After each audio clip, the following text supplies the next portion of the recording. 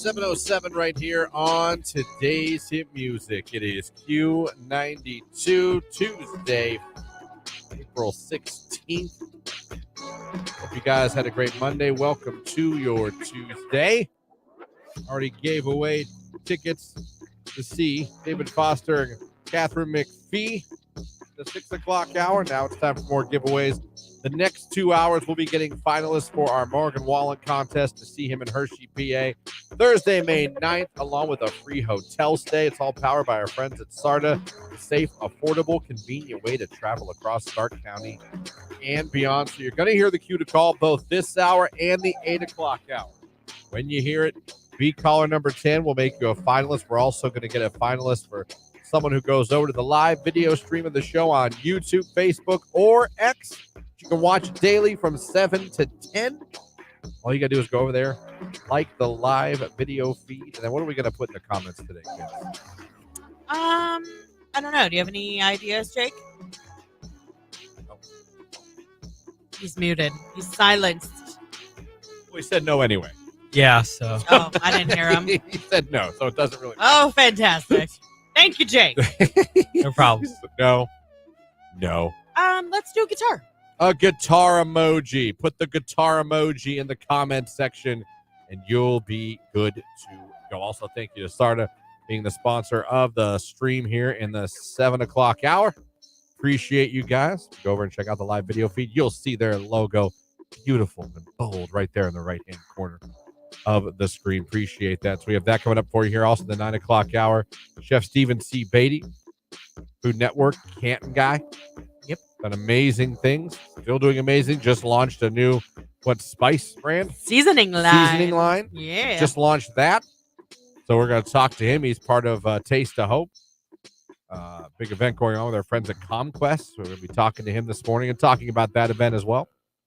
So we have that coming up for the 9 o'clock hour. Also, 8 o'clock hour, the Rage Room. Let you get that stuff off your chest. It's been building up inside you like we do every Tuesday. Everything. Got a lot going on today. Rage Room, Stephen C. Beatty. Finalist for Morgan Wallen. A lot going on. 330-450-9292 is the phone number. The text line, 330-269-9292. And again, on your radio, streaming at Q92radio.com and live now on Facebook, YouTube, and X. We're off and running this morning. Keep those guitar emojis coming. It's 10 after 7. It's Jack Harlow, Loving on Me. It's Q.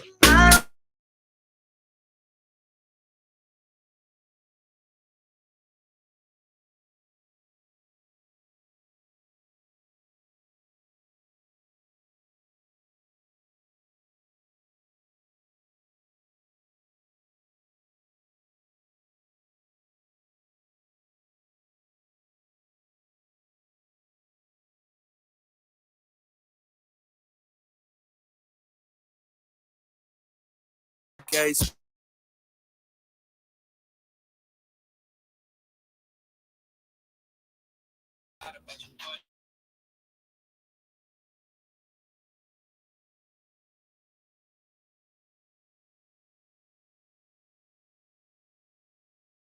Just for that, huh? Anyway, real quick, this is not anything I want to dwell on. I've just been laughing at this on the internet. We all know Ric Flair, right? Ric Flair, woo! I say Ric Flair, woo! Everyone goes, woo! Yep. Jake, do we woo? Woo! Do you know Ric Flair? No. Of course. Fair enough. Well, he has his own wings now. His own wigs? Wings. Oh, wings. I was like... He has his own wings now, okay? Yeah. Hold on, I pulled it up somewhere and I got it. Okay. You know what they're called, his wings? Wings! Oh, my gosh. They're called wings. He said wings. Hold on, I got maybe sound better if I turn it up without. I don't probably get distorted, but wings. It does sound like he's saying wings. Wings. So, like, how do you order that? Oh, God. I'll have 12 barbecue wings. Right. Wings. Wings. Oh boy. They're called wings. That's all. Nothing behind that. I just wanted to play it on the air. There's even the video of him holding it. They're called Woo Wings. Woo Wings. He's on the box. Like it's him on the box. It says Woo across the Well, box. do it all and then together now, wings. so you would be like, woo! On me right here on today's Hit Music Q92. It's 12 after 7, and coming up, a forecast from Mark Johnson and a finalist for Morgan Wallen. You guys, if you want to become a finalist for this, you got chances coming up next 2 hours. Keep listening. It's Q92.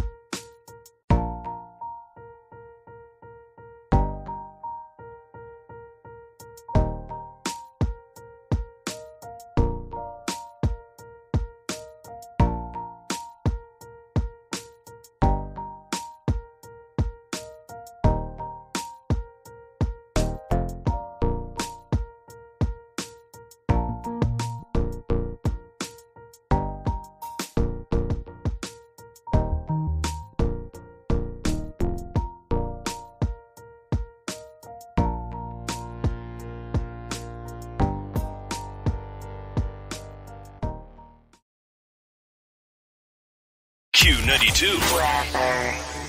Gotta love this weather. 73 degrees for the high today. Sunshine for the most part all day long, staying dry. Overnight showers coming in after midnight. Our low 58. I am Mark J. Weather from News 5.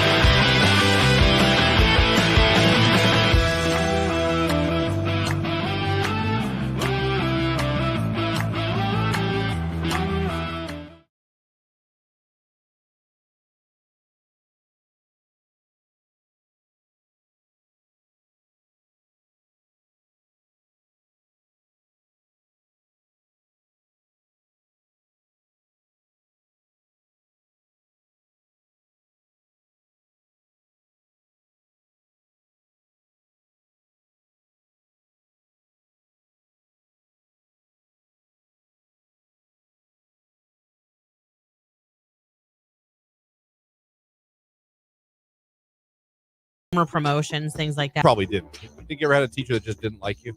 I can't imagine. I don't know. I don't know if Mr. Belts didn't like me, but he certainly had no problem mispronouncing my name. He might not have liked me. He might have just thought, you know what? I don't like this kid. I'm trying to think. Jake, is there a teacher you think maybe didn't Yes. like you? That was fast. Jeez. Why don't you think they like you? Was there more than one?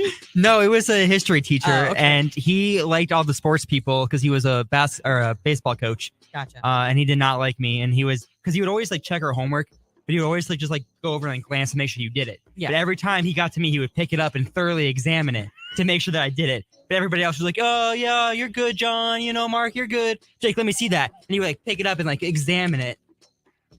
And he made me redo things several times. And Are you saying the athletes got to do whatever they wanted? No, they didn't get to do whatever they wanted, but They certainly had it easier. yeah, and so did the other kids. I don't know. He just had it out for me. He did not like me every day. Well, that sucks. Is he still there? I think so. I don't know. You want to give him a shout out? No, I'm just kidding. I'm okay with it. Okay. I said Mr. Belts. Oh, true. I don't know where he's at now. I don't know where he's at, but it was Mr. Gamble. Yeah.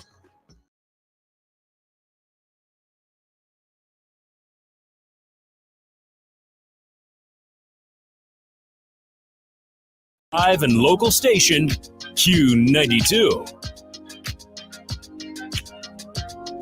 Yeah, I have it.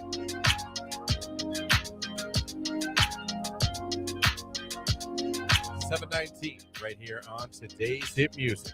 Q92. Christian, Lauren, Jake on your radio, streaming at Q92radio.com. You can watch us on YouTube, Facebook, and on X. Again, this hour, we are getting a finalist with that cue to call for Morgan Wallen in Hershey, PA with the hotel stay brought to you by Sarda. You'll hear the cue to call the next 2 hours, so keep listening. But for those of you that want to give yourself another chance to become a finalist, head on over to the live video feed. It's on YouTube, Facebook, and X. Again, doesn't matter which one you pick. Click the like button, put the guitar emoji in the comment section. Got to do both of those. If you do, you're eligible to be randomly selected at the end of the show and made a finalist for this contest as well. Rage Room in the 8 o'clock hour. Chef Stephen C. Beatty in the 9 o'clock hour joining the show on the live video stream as well. So a lot to get to here this morning. Lots to get to. I think we chatted about this last year, but it's back. And because of our love, if you listen to this show on a regular basis, you know our love for LARPing. Oh, yeah. And I'm almost positive we touched on this last year before it happened. And then we never really got back to it as it got closer. But the Ohio Viking Festival. Yes, I told you we should call them to see if we could do like a prelude on the front lawn. Coming back. I love it. And it's at the Trumbull County Fairgrounds. It's in Trumbull County, believe it or not. Listen to this. Besides living history encampments, yeah, artisans, demos, blah, blah. Full steel combat. What? Full steel combat. FSC. You tried to do the acronym. FCS. They have full steel combat. Now, that is LARPing, right? Dangerous. That is like LARPing at the professional level. I feel like that's just fighting. But if you've got actual steel combat, that's like the Major League Baseball of LARPing. Am I correct? I mean, at that point, are we just playing baseball? And in this case, Because fighting? I feel like don't a lot of the LARPing people, and I'm not taking a shot because I still want to see LARPing at this radio station. But I mean, for the casual LARPer, don't you pretty much have like plastic stuff or rubber stuff? I mean, I was thinking like Nerf grade. Maybe something along those lines. Or maybe I've like never LARPed, a wooden sword. yeah, something that like even if it hits you, It still hurt. it might smart. But there's gonna be no real damage. Right. You know what I mean? I So feel when like I hear full steel combat, I'm thinking we got for real like knight in shining armor. Probably dull swords, but swords. you can Or take those classes what are they there. called? A mace? Is that a mace? The stick with the ball with The spikes, spikes? on it? I don't know. Is that called a mace? I don't know. So, I know exactly what you're talking about because it looks like a club Yeah. that you don't want to mess with. They have Viking music, artisans, demos, and classes. Local Viking, is that local food or local Viking food? A children's realm and more. It's going on June 21st through the 23rd. The Viking, and there's a beautiful Viking that's in the picture they made for the graphic. I mean, he looks like a real. He looks like a true Viking who has great conditioner. Yeah, he does. Why is it that when men grow their hair out, it looks better than women? I don't know, but he clearly uses pert. Is it the heat tools? I think it's the heat tools. They don't use heat tools. But then he's got like the scraggly beard, though. I wish his beard was his, well, I don't know what the word is. I don't know how you take care of a beard. Like, it's like his hair is like nice and smooth, but his beard is like all bristly. He's a Viking. Well, I didn't know Vikings did their hair that well. Maybe it's the, don't they eat like turkey legs and stuff like that? That's what I'm saying. I don't know. Pork? What do we eat at the Viking Fest? What I really want to know, that's got to be considered LARPing, right? Has to be. To the nth degree, yes. But what I was saying is, if anyone knows, like I said, please feel free to. We want to learn. All right, we're seeking knowledge. Like, is that like the major leagues of LARPing? You know what I mean? Like, is that the legit? You know what I mean? I don't understand. Seems legit to me. I mean, seems a little dangerous, to be be honest. Viking music. I don't know what exactly Viking music is. I can try the old. No, if I play it, it won't. I'll try to find some Viking music, but I understand if I play from YouTube directly. It might be an ad. Jake tells me the video watchers will not enjoy good audio. Not right, Jake? Yeah, I think that's correct. Yeah, they will hear not good, clear audio if I do that. I have to convert it. But maybe I'll look for some Viking music. I'm not familiar. I mean, what about with Temple of Viking. Odin? I could try it. I just got to download it first. Or Valhalla? Valhalla? Valhalla says it's the Viking war song. That seems appropriate. Yes, men have great hair because they haven't colored, bleached, or fried it with heat tools. Yeah. I mean, someone says. I always look over and I'll be like, why is his hair fuller and thicker and more pretty than mine? Is that it? That's why. Sign Christian up. This is the event of the year. Put Jake on your team, Christian. He can juggle swords to distract your opponents. I mean, I feel like Jake could be like, isn't there like a jester or something? Like almost like, in bull riding, how they send the clown out to distract the bulls? Yeah. Do they have like a juggling jester that goes to the center of the court that just confuses everybody and gets everybody to like calm down if it gets too intense? I think if that's not a thing, that should be a thing. Oh, look what I found. What? Ohio LARPing community. What? They have a Facebook page. Interesting. Let's go. I'm going over there. It hasn't been posted since November of last year, but the post is fantastic. I have land and a dream. Need a partner to make a LARPing reality come true. PM me if interested. Did you post that after we had our conversation about the LARPing festival here? Wish I did. I really wish I did. See, in some of the pictures of LARPing, they're very interesting because some people go all out and other people are just there in street clothes. Watching. Like jorts with a sword. I'm like, no, if you're going to LARP, LARP. You know what I mean? Yeah. Don't LARP in like Don't mail jorts. it in. No. Go dress up like whatever the theme is for whatever it is you're playing. But I just want to let you guys know the Viking Festival's coming back. And maybe we'll see about getting some of the LARPers maybe on the show. Like, I look at those dates and I don't know if I'm here. I would love to go. I'm sure I could get Jamie to go. I guarantee you, I'd be like, hey, listen, I want to go to the Viking No, Festival. I actually think Tony would go too, just out of sheer curiosity. And like my kids would probably think it was fantastic. Like, what is this? But I don't know if I don't think we are here. That's the annual trip, the family trip. It's in June. Oh, yeah. When's Father's Day? Isn't that the 15th I have no or idea. 16th? If it's the 16th, then we won't be here. Are we doing the same thing again where you go one week and I go the next week right after? No. There's a week in between? Yeah, remember, I do 2 trips. I do one in June and I do one in August. I know I'm gone the week of 4th of July. Yeah, see, and I'm not gone in July at all. All right, so it'll be a week in between. Oh, at least. Okay. Yeah. Gotcha. There'll definitely be a week in between, even for my camping trip. Yeah. And so there you go, folks. The Viking Festival, full steel combat. We're looking for something to do in June. We gotta reach out. We gotta reach out. Because if we can't have a Q92 LARPing day here, yeah, we could at least ask a couple of them to come down to the studio. Oh, enjoying the show. Yeah. You know what I mean? And maybe like have a couple of their friends come and wait outside with their gear. And then maybe do a Facebook Live after the interview. And I don't know. Maybe do a LARPing demo. Maybe do a Facebook Live LARPing demo. You tell me. I think it's a great idea. But we are fans of LARPing on this show. I just want to see it. Like, that's all I want to do. Yeah. But this full steal concerns me a little bit. I mean, they know what they're doing, right? Yeah. I mean, listen, this is the Viking. Now, the problem is some of these LARPers do like, I'm a magician, I'm a sorcerer. You know what I mean? Like on role models. Or I think. This one was dressed up like a wizard. Yeah, not everyone's like Viking. Some people are like, wizard. Right. Invisible cloak spell. You can't see me. That'd be so cool You know if what I that mean? was the thing, yeah. So not everyone's like a pure Viking. Can you bring like dry ice and like open it and be like, I'm going to Vanish, and you like pull the Tupperware lid off your dry ice? And this is why we need somebody. We need a LARPer on this show, like a true LARPer. I was like, listen, I've actually done this. Not like, hey, my buddy's cousin's, sister's boyfriend. I've done it. yeah, Who is a LARP? Is there a LARPer that wouldn't mind calling the show? we'd love to talk to you. We have so many 330 questions. 450-9292. I know this is a dart, and I'm throwing it. Someone who's truly LARPed. Like, we're not looking to make fun.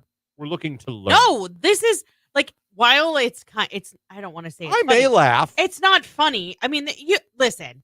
If you are playing a role like that, I mean, you've got to be really taking yourself seriously. If you don't giggle a little bit, like that was awesome. To be honest, and laugh. To be honest, if I saw a LARPing event and everyone was joking around, I'd be a little pissed.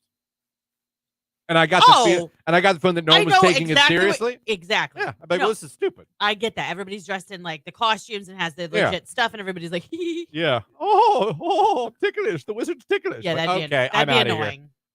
Christian, a true LARPer never reveals their secrets. I'll change your voice. I'll record it and I'll make it sound like those witness protection. Like, I told them.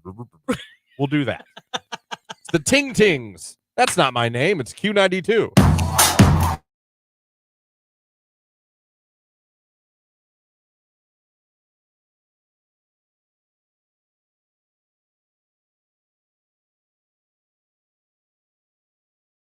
Saturday, we went out. We took the kids swimming at his grandfather's. Oh, that's Jamie's, fine. her father's. We went over there and we swam. Yeah. Did that. Then, unfortunately, we tried to eat food afterwards. And I had 2 consecutive awful ordering experiences. So, like, you DoorDash. Where I went. No, Okay. we tried to go. It was, first of all, it was weird to begin with. Watch the time. Okay. It was weird to begin with because I suggested after swimming, hey, why don't we all just go get someone little? I don't want to go to like an expensive sit-down. Right. Somewhere, I don't care if it's fast food or just a place that's quick, not that expensive. Let's just grab a bite while we're out. I was like, yeah. And then somehow we end up going to Mexican, which if you know me at all, you know I can't stand Mexican food. I love it. As far Mexican food as I go is Chipotle. So the whole time we're driving, I'm like, if this was my idea. And it got hijacked. And somehow we're going to a place where everyone knows I won't like any of the food. But I'm thinking there's got to be something, right? Got to be something. No. Maybe they have an American menu or some stuff. I know Don Poncho's has actually an awesome American menu. Yeah, their fries are so good. Burger, fry, the grilled cheese. It's awesome. This place did not. Okay.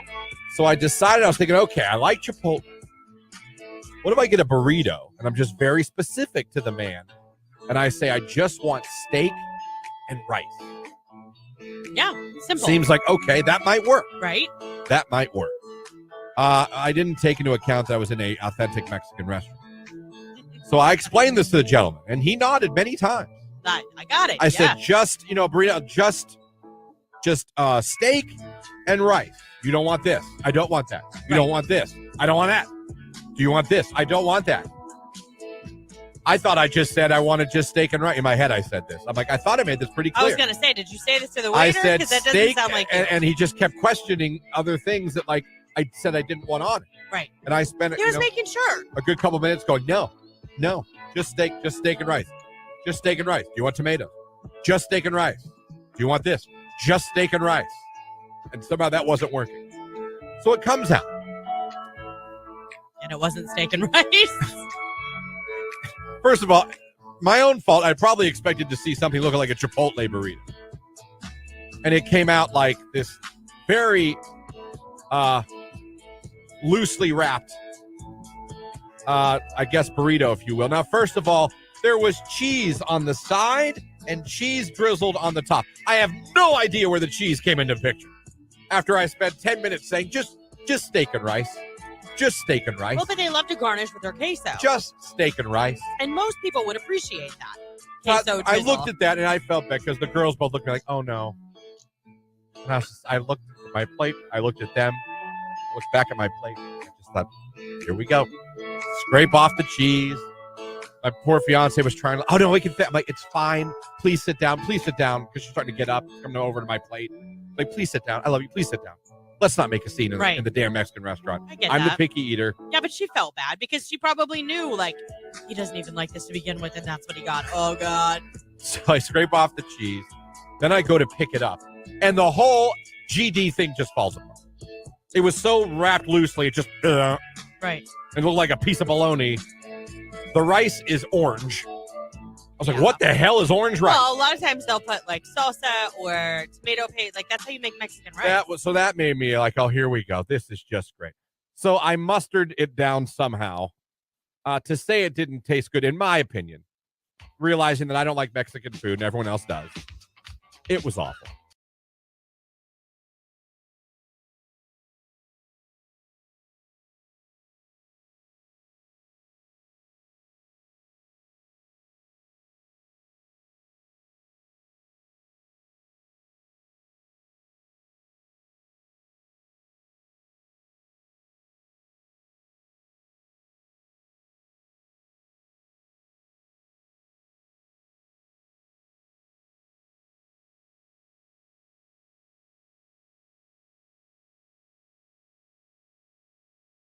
This is a Q92 Sports Break with Christian Bigglesworth on Q92. The Guardians beat the Boston Red Sox yesterday 6-0. The Guardians are now 11-5 on the season. They'll play the Red Sox again tonight at 7:10 p.m.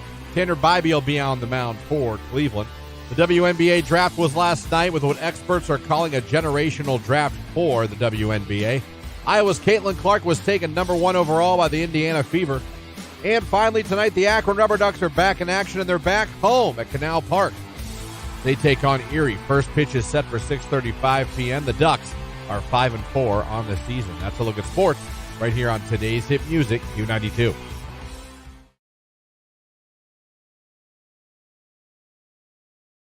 On TikTok, she has a question for us men. And men, as you hear this, I want you to text in your answer. See if we can help this girl on TikTok out. Beautiful. Like, I have a question for all the men. When you guys call women cute, what do you mean by that? Because, like, some women get called hot or gorgeous or beautiful. Like, I always get cute. What does that mean? Why? That is her question. I mean, I think it's a valid question. What does it mean? I always, if I tell a girl she's cute, I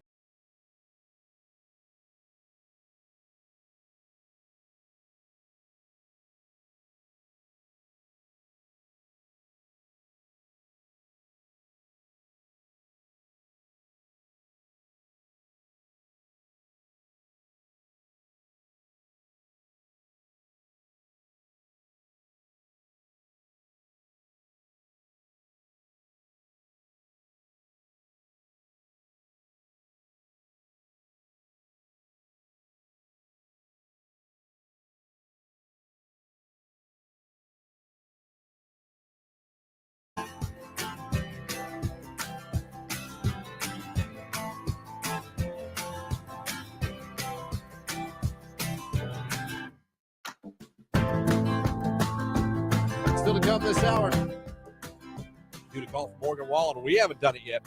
We haven't hit that button yet. But we're going to. When you do, be caller number 10. You'll be in the running to see Morgan Wallen in Hershey, PA on May 9th with the overnight hotel stay powered by Starta, the safe, affordable, convenient way to travel across Stark County and beyond. Doing a Q to call this hour, Q to call in the 8 o'clock hour, and we are getting a finalist on the live video stream on YouTube, Facebook, and on X. Just go over, click the like button, put the guitar emoji in the comments section. If you do that, you in fact have a chance chance to be picked at the end of the show and made a finalist. So we got that going on. Rage Room coming up in the 8 o'clock hour. Stephen C. Beatty, Food Network, going to be joining us here as well in the 9 o'clock hour. So that's coming up. WNBA draft was last night. I know, I saw that. Highly rated. Probably the biggest one ever as far as attention. Well, duh. There's, and Caitlin Clark, although she is the main name, there's other good names that, like, people know. No, I know, but there's a reason. In that draft. She went number one for a reason. Oh, yeah, I'm not questioning that. I'm just saying that there are other very well-known girls that are in that draft that are going to make a difference. They said this is like this could be a generational draft for the WNBA. Like, this really could be some girls that become household names, like Angel Reese from LSU. Yeah. That are could really put some more eyes on the WNBA. In case you're wondering about the contract she signed, 4-year deal. She'll be making $338,000. That's it. That's ridiculous. She'll make more of that in endorsements. Oh, 100%. In one endorsement. Oh, my gosh. Nike is going to jump all over Yeah. that because she's a female athlete. She's very well known. I'm sure they've already talked to her. Yeah. No. She's going to be everywhere. Didn't they get the She memo? was just on SNL this past weekend. I know. I saw it. It was hilarious. She did a really good job. I would tell you what, not to get off this for a second, but that was the funniest SNL of the year.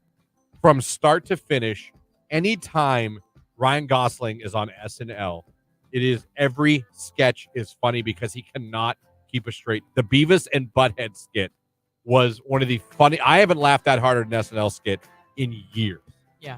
But he laughs in every sketch. I know, but that's what kind of makes me laugh.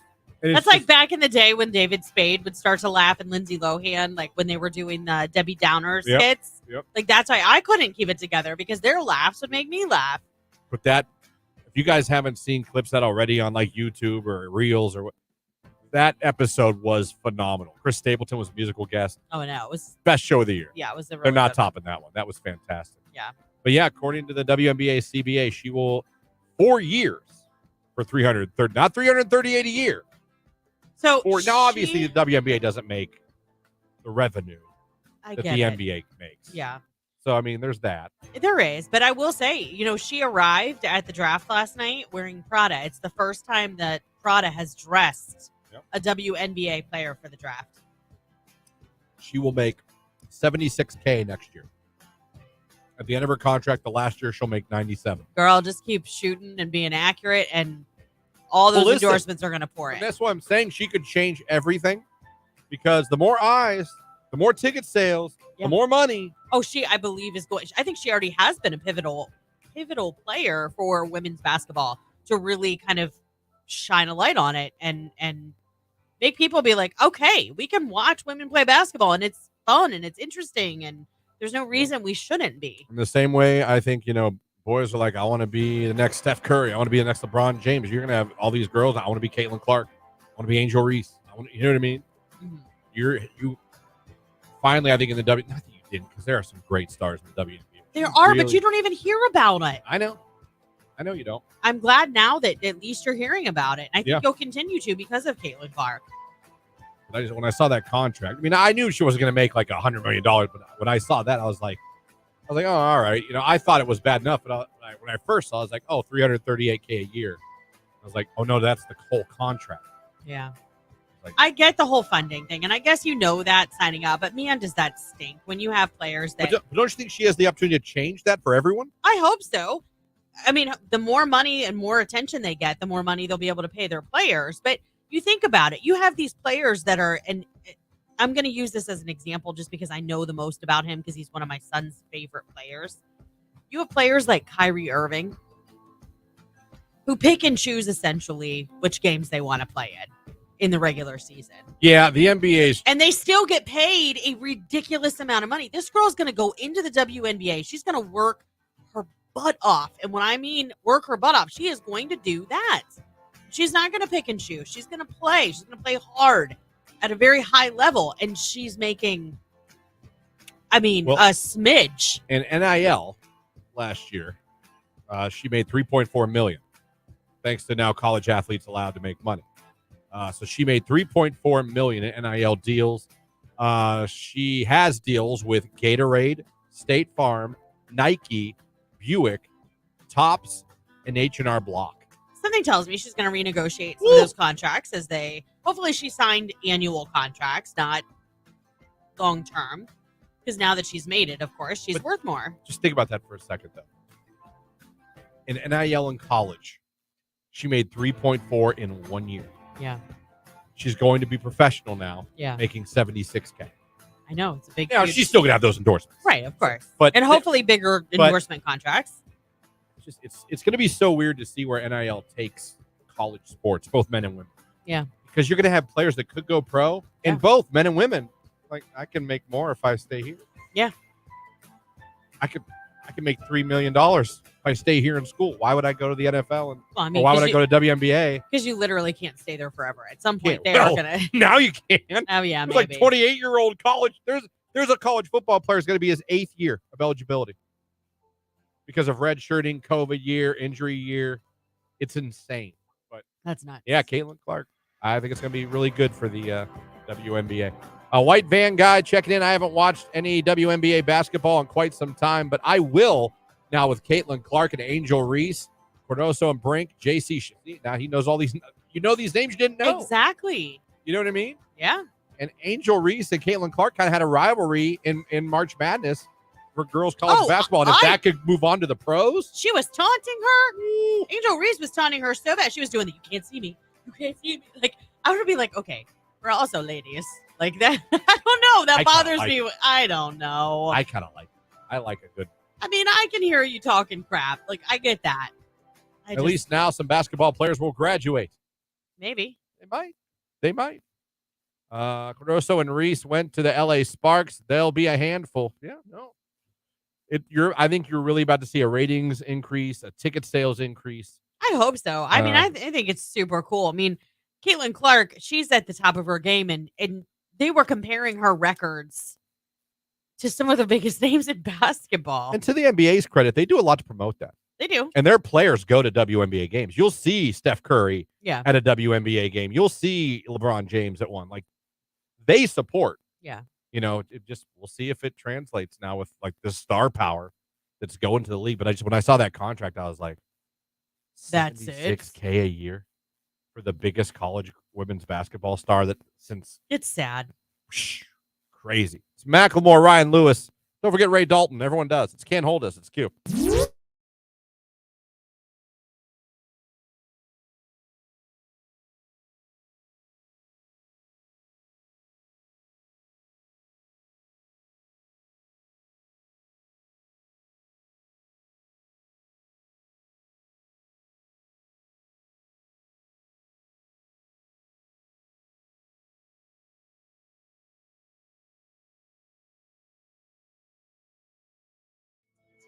When I was younger, I would set an alarm for like 1:30 a.m. so I could wake up and realize I still have 5 more hours of sleep. Are you serious? I mean, it's awesome. I will say it is a little serendipitous, like when you wake up to go pee and you're like, I know my alarm's going to go off in 30 minutes, and you find out you have 5 hours of sleep left. That is a fantastic text. That's awesome. You literally wake up to let yourself know. They created that for themselves. You've still got hours of sleep. That might be the best thing I've read this morning. My alarm is set for 5:30, and I hit a 5-minute snooze every 5 minutes until 6. Okay, so half an hour of this up and down, up and down. Wake up, doze, wake up. I wake up every morning. The alarm clock is 5:45 to the music and sounds of Q92. Aw, well, thanks for waking up with us. Crypto Dad here. My son, who is a sophomore, just told me he sets an alarm for 6:30, then another one for 6:32, then for 6:35. He gets up, eats breakfast, and sets another alarm for 6:55 so he can go back to sleep after eating a quick breakfast and wakes up at 6:55. Oh, my gosh.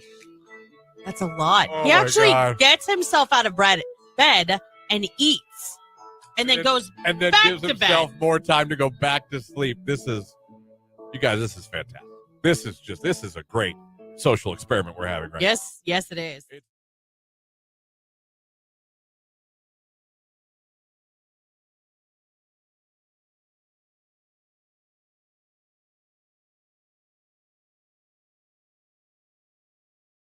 I see. Jake, work I sent here you that. afterwards, and then I'm going to find out if I need glasses. You almost look like a teenager. Okay, so I just went last week and got the puff test, someone said. So you were, how old did they say to get glasses? it was at the beginning. Now? Yeah. It was. How do you put that on your eyeball? I don't know. I can just touch my eyeball all day long. So I'd be afraid I would miss and like get it stuck in the corner of my eye somewhere in my body. The worst is when it gets folded and it gets stuck up here in your eyelid. And you've got to like work your eyelid to get it to come out. Man, I'm telling you, no. Give me glasses. You know what is ridiculous? You and my husband. If he has to touch his eyeball, like he can't, like this, he physically like this. I'd be like, oh my god, like close my eyes, rubbing them. Yeah, you can't come close to my eyes. No, that's how Tony is. Let me tell you, the one time he got pink eye from the kids when they were little, I literally had to like hold him down. He has like lids of steel. I had to pry his eye open to get that eye drop in there. I get that. This is Christian in my glasses. If you're watching the live stream, this is Christian wearing my glasses like a month ago. Remember that when I wore my glasses to work? You're like, let me see it. Yeah. Because you knew at that time that it might be necessary. I got my eyes done yesterday, and yes, they do the glaucoma test. I was diagnosed with glaucoma at 23. At 23? Wow, that sucks. I'm sorry. See, he doesn't look bad, guys. What happens if they need to dilate your eyes? And I'm driving on it. Who is this? What's up? I'm Morgan Wallen. Call now to see Morgan Wallen in Hershey, PA with Sarda and Q92. There's your cue to call. Want to be a finalist for a chance to go see Morgan Wallen in Hershey, PA with a hotel stay powered by Sarda, the safe, affordable, and convenient way to travel across Stark County. Can't win unless you're a finalist. Here's a chance. 330-450-9292. Caller 10, you'll be our latest. Good luck. Hey, folks, this is AJ Armour from Wall.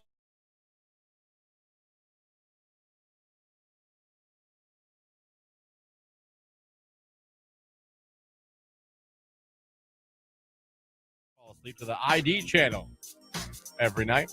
At home, I have a fan on in pitch black, but if I go anywhere and stay at a hotel or a friend's house, I go to YouTube, put on white noise, or go to Spotify and put on an airplane sound.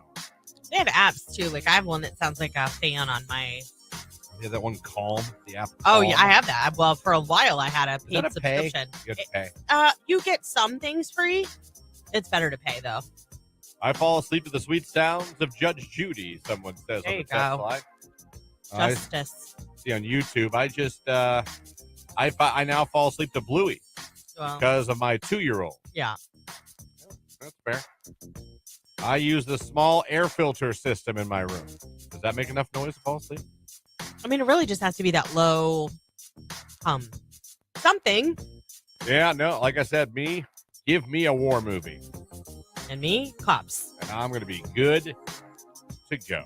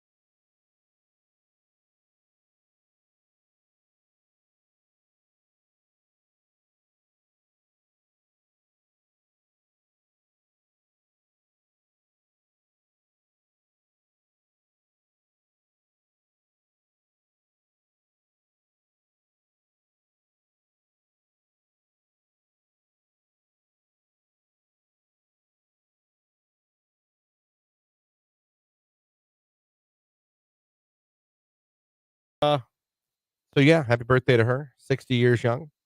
So maybe not. Maybe not. She is not 60 years old. No, I made that up. Yeah. She's nowhere near that, but she's older than me. So enjoy your day. Like I always say, there's no one I'd rather have ignore my texts and phone calls than my sister. I feel like your sister just does her own thing. She's just like, I'm good. I don't want to talk to him right now. Then you get older. She's like, what? I'm like, oh, gee, I don't know. I can't remember at this point. Oh, stop. Thank God it wasn't an emergency. Well, she's got a family and kids and Yeah, stuff. so do I. I can answer my phone or text when one of my family members calls. That's true. Or text. It's true. I'll give you that. I got to, you know how much you got to keep an eye on an 8-month-old? Yeah, I do. I remember that. I can still pick up my phone. Half the time he has it. Well, yeah. He lets you know. I you taught get a him call. high five yesterday. He learned high five today. Oh, good. Yesterday. He doesn't, he goes, Real slow. yeah, he goes real slow. He claps. Yeah. I love how babies do the open finger clap. Oh, yeah. Like they don't do the clap. They're like, Yeah. he does that. He loves to clap. He loves when you see him clap. Mm-hmm. But I taught him high five yesterday. Now he's just like, Real slow. yeah. And it's funny because the third thing I've taught him that Jamie doesn't believe I taught him until she sees it. Okay. I'll be like, he does high five. He claps now. No, he doesn't. Jimmy, clap. Yeah. Yesterday, Jimmy does high fives now. No, he doesn't. I'm like, what? Why don't you believe me? Right.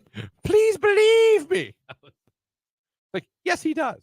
I could see if I was like, Jimmy's driving now. I could see you be like, no, he doesn't. I was just going to say, you should start being a little bit Yeah. sarcastic and be like, Jimmy knows geometry. right. That makes sense to call me out and be like, there's no way he knows Right. geometry.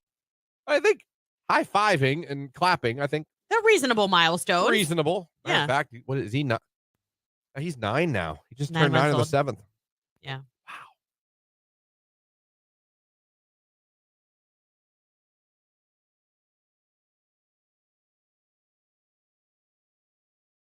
What are you doing right now exactly? You look like I don't even know what. You you have a second to pop over to Facebook, YouTube, or X. You enjoying look so myself. weird. You look like you're getting ready to go like scuba diving, like a wetsuit. Oh, how cool would that be? Look at it, doesn't it? Like, you know how they put the hood up? Yeah, and it then does look like a wetsuit. Going looking for the Titanic. We'll be back. That, or what's that one where they would drop them? Oh, what is Cuba Gooding Jr. was in it? He was he that went was down. a great movie. Do you know what I'm talking about? Yeah. And they would like put Men- the big Men helmet of on. Honor? Men of Honor? Maybe. Medal of Honor?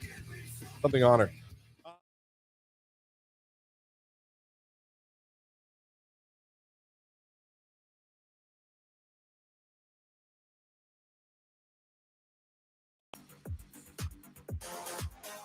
Q92, hello, who's this? This is Tanya. Tanya, where are you calling from? I'm calling from New Philly. All right, Tanya, congratulations. You're caller 10. You're now a finalist. Yay! I'm so Congratulations. excited. What? That's awesome. Thank you. You're very welcome. You're now a finalist and could be headed to Hershey, PA Thursday, May 9th to see Morgan Wallen himself. Just tell everybody your favorite station, making you a finalist. Q92.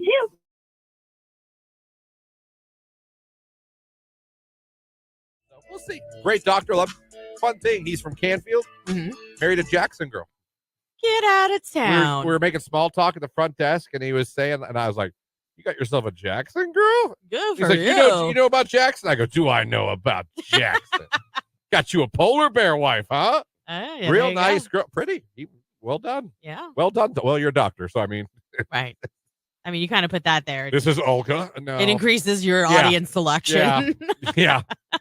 You're the more higher on the tax bracket, the more likely you are to attract you know, the opposite sex. Yeah, Either probably. way, like I said, I root for Jamie every day. I'm like two promotions, maybe one more promotion away from being a stay-at-home dad. She better slow her roll. I'm telling Fun. you, she just got this one. But I know. I'm like, come on. I will gladly take that damn kid to school every day. Gladly. It's a dream. Put listen, on Sports Center and I hear and what you're saying. Do laundry while I'm listening to sports talk. Mop the floors. It'll be Danny Tanner Central when you come to my house. You know what? I hear what you're saying, and I think it's a wonderful dream. However, I will caution you because I have a friend whose husband did that and got very burnt out very quick. He was How many very kids? lonely. 3. So we had to get 3 kids up every day, 3 kids to school. Yes. And they go did it pick on the up. heels of having their 3rd child. Like they had the other Oh, 2. my God. So we had a newborn.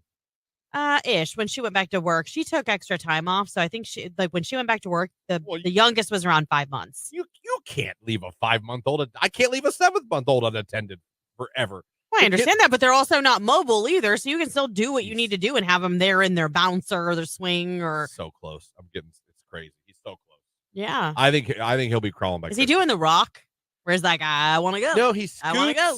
I don't know how. And he can turn himself around 360. Like Yeah. he can totally turn himself around, but he still just can't. And I know when he figures it out, he's gone. Oh, yeah, I won't be long. He's just gone. Yep. And, it'll be And nothing usually once they become mobile, they don't want to be held very often. Well, I like holding them, so you're tough luck. I like holding my kids. I knew that. That's why I brought that up. I was just trying to prepare you for the fact that once they're mobile, they're like, let me down. Love it, love it, love it. I did get yelled at a few times for being too loud during the Bears game last night. Well, if he was asleep, everybody wanted to sleep. New proof right here on today's hit music. It is Q92. It is 7:58. We are heading towards the 8 o'clock hour. Now, coming up in the 8 o'clock hour, another opportunity to become a finalist to see Morgan Wallen and Hershey, PA. We're going to hit the queue to call again next hour, so be listening for that. Don't forget, another opportunity to become a Morgan Wallen finalist. To anyone that goes over to the live video feed on YouTube, Facebook, or X, clicks the like button and puts the guitar emoji in the comment section. Do that. We'll select one you at the end of the show today. Also, coming up in the 8 o'clock hour, the Q92 Rage Room. What's something that annoys you, makes you angry? You want to get it off your chest? This is your opportunity every Tuesday from 8 to 9. Start texting it in now. Start sending it. You can call it in at 330-450-9292, or you can put the comments of your rage on YouTube, Facebook, or X. Just put hashtag Rage Room so we see it. But we're going to kick that all off in the 8 o'clock hour. And don't forget the 9 o'clock hour. We'll be talking about Taste of Hope, a great event coming up with our friends at ComQuest. And someone who's part of that event is, of course, Stephen C. Beatty, the Food Network chef. Launched his own, I want to say spice. It's not spice. It is. It's Spice. seasoning. Well, seasoning That's what I line. want to say. Yeah. Keep saying spice for some reason. Yeah. His own seasoning line. The Pop Secret. Pop Secret. He always asked his dad what he was putting on everything, and he's like, it's a secret season. Yeah. And it's a great way to actually, one of the reasons he does this to commemorate his dad. Yeah. So very cool. Be talking about that and catching up with him at the 9 o'clock hour. So all that's still to come right now. Today's Hit Music Q92. Let's take a look at news.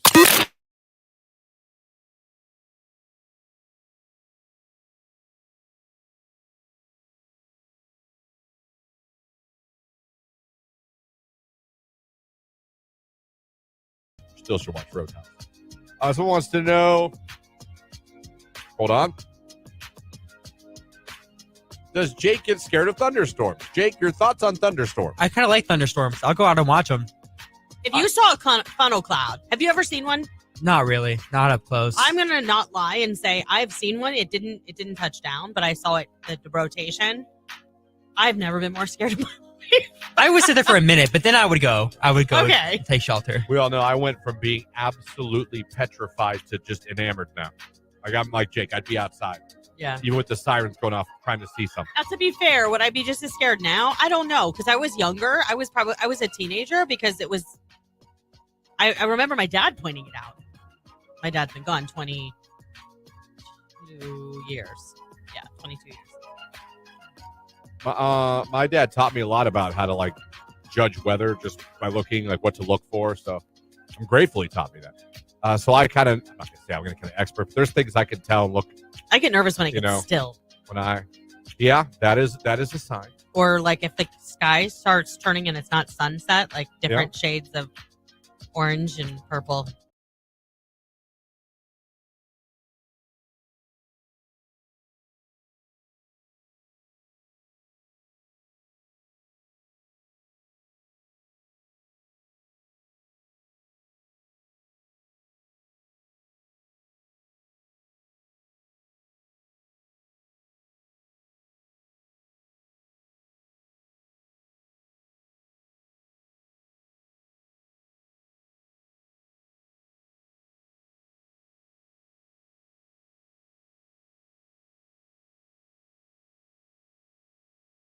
Yeah.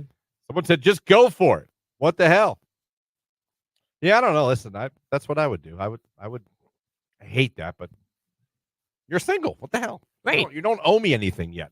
No. If I like you and I tell you I like you, like, well, I'm still going to date. Well, That's different. I think, I mean, how I see, and then this is so going to sound so naive. I don't have much experience with this. I'm admittedly so. But like, I get dating apps and all that kind of stuff. But back in my day, see, now I sound really old. We are. A lot of times you were set up by like friends. sometimes. Yeah. Like your friends would be like, come out with me tonight. This guy's coming. He's friends with, and maybe it was like her boyfriend or friends with him. And I think you two would be perfect. You know what I mean? So you kind of got like set up on a night out where it wasn't like you were on a date. You were just meeting for the first time. Yeah. Like, does that still happen? I have no idea if anything happens in reality. And I'm not even being funny. Like, I don't know that anyone doesn't meet digitally first.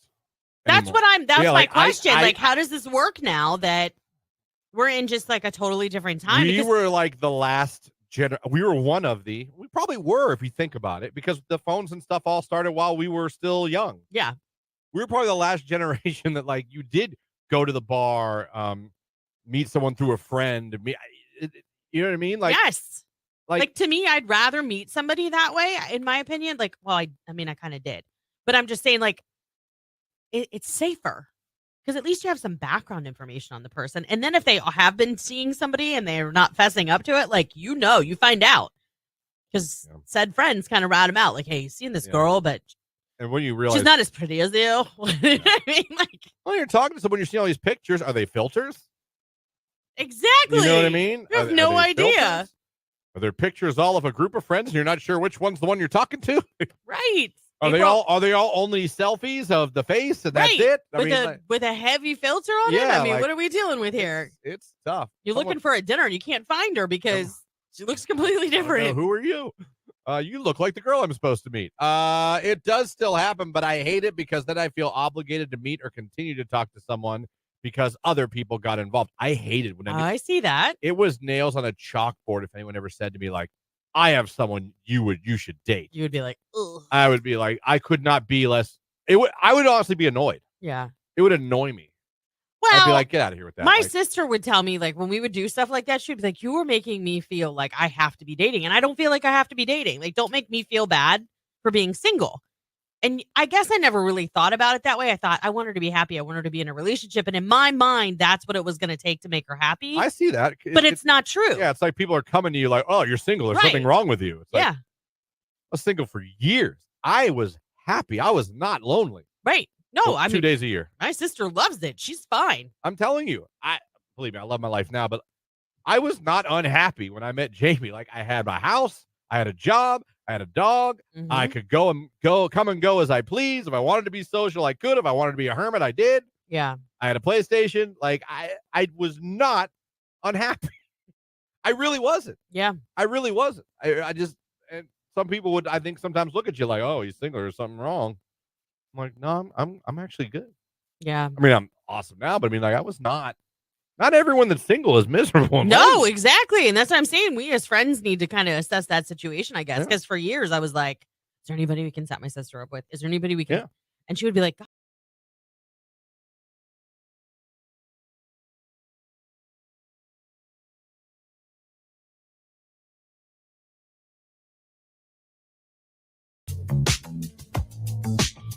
.806 right here on today's hit music. It is Q92. Christian, Lauren, Jake here with you on the radio, streaming at Q92radio.com. And of course, you can watch on YouTube, Facebook, and X. Anyway, you're checking us out. Thank you for doing so. Our phone number 330-450-9292. Our text line 330-269-9292. About to kick off the Rage Room, but don't forget later on this hour, Morgan Wallen, Hershey, PA, Thursday, May 9th. You can go there. You can have a hotel stay as well. Chill in Hershey for the night. Come back the next day. Right? Yeah. Get on that Hershey highway and come home the next day. So that's what you could do. You're in Hershey, Pennsylvania. Yep. That's powered, by the way, by our friends at Sarta, the safe, affordable, convenient way to travel across Stark County and beyond. Also, big thank you this hour to Kimball, sponsor of our live video stream in the 8 o'clock hour this morning. Appreciate it. Go over and like I said, the live video feed. Put the guitar emoji in the comments section on YouTube, Facebook, and X.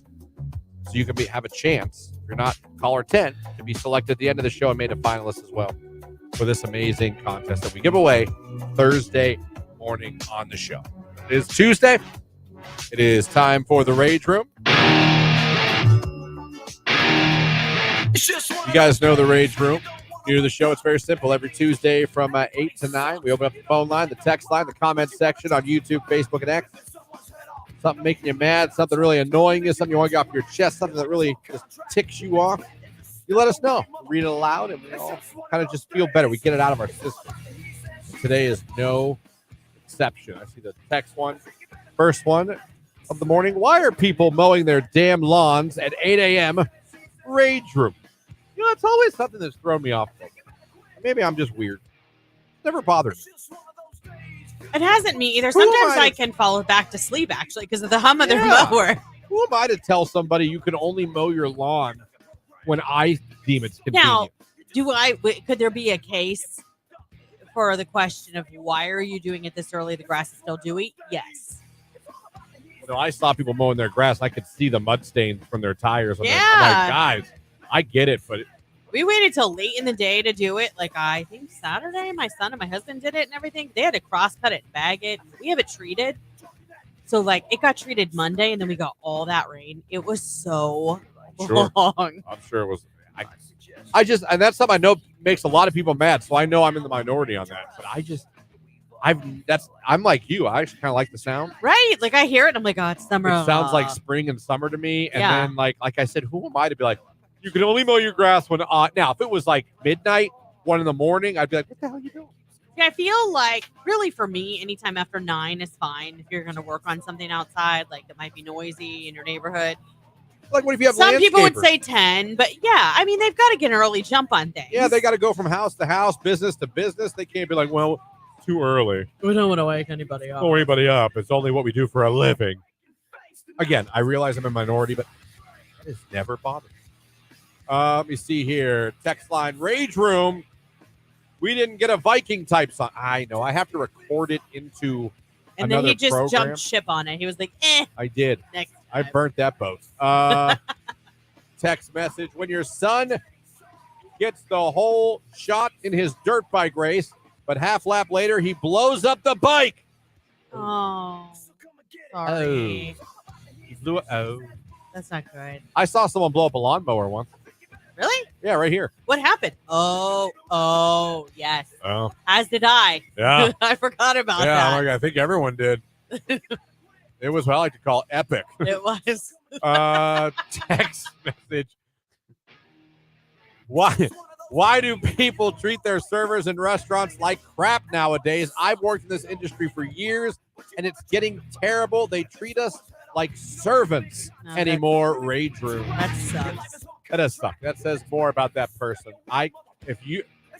To treat someone that is serving you your food as if they are below you when you are probably a trash bag that is such a low thing to do. Well, it Why would definitely you says- ever think they're below you just because Right. they're working at that restaurant or that bar? Because they're full of themselves. They're just plain jerks. I'll never understand. I'll never understand why you look down. I'll never understand. And I've never done it. So I'm not even coming from a place of, well, I was a server. Right. I never was. But I was. I never never really. understand why you'd want to be disrespectful Yeah. or talk down to someone. Why? Who are you? Like, what do you do that's so great? Probably nothing. I'll never understood that. Never understood that. And now, can you have a bad server who's maybe not doing a good job and maybe, Or that's rude to you. Yeah, absolutely. It goes both ways. But for the most part, like, I don't know. I feel like if you're in that industry, you're pretty good at it. Like, you can talk to people, you're kind, And there's no way you're going to avoid it. You're going to eventually run into it. I mean, the Not daughter is serving now. And to be honest, so far, knock on wood, I would say 95% of every customer she's had has been very nice or at least cordial. Yeah. She has had, I think last weekend she had her very first, like, truly rude, nasty person that was just rude to her, just flat out. Rude I get it. You go in, you pay for a service, but are we that far past that people make mistakes? Like, you're so perfect, you've never made a mistake? Because I know sometimes servers can make mistakes. I made mistakes when I was a server. Yeah. I would write down an order wrong or something, but I was very apologetic. We made it right. We made sure they got it quickly. I mean, that's the best you can do. What did you want that person to do? I was just at a restaurant Sunday. We went to get burgers and fries. Me, Jamie, and Jimmy. And she gets hers, obviously, because she has celiac. Can't have gluten. She gets her burger without a bun. And they brought my burger out without a bun. Did I yell? Did I go, ah? No. No, but I can hear you as they were coming out to the here. My burger doesn't have a son of a. I'm like, I was like, oh. But you handled it right with the server. I was like, oh.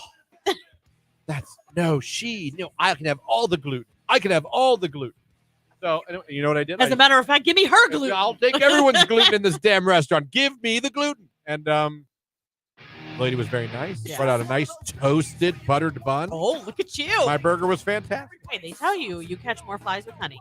I'm telling you. I see more rage coming in the text line. Love it. We'll get to it right now. It's Teddy Swims Lose Control on Q.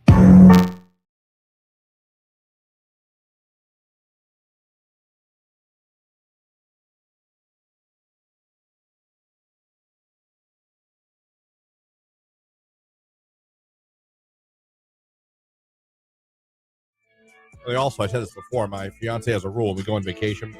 We're not allowed to eat anywhere we can eat at home. I like that rule. Can't go to a restaurant you could go to here. I like that rule. So I'll see like, oh, look, Subway. Nope. Yeah. Nope. You can have Subway in Ohio. Nope. Let's go here. Let's check this place out. Found some great, oh, God, can't wait. Just can't wait.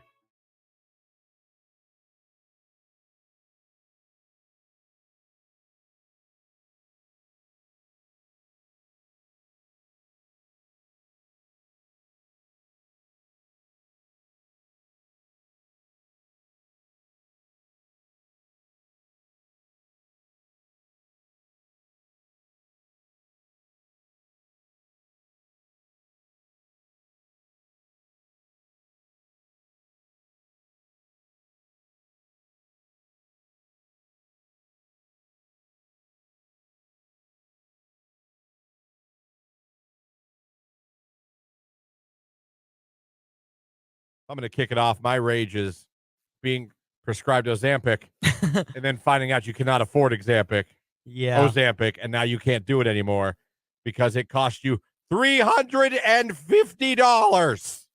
Yeah, that's a big kick to the butt.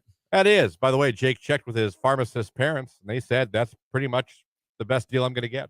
Yeah. For you people that pay less, God bless you. For people that got to pay more than they should for medications, you shouldn't pay more than you pay for your car in medication, in one medication. Rage room.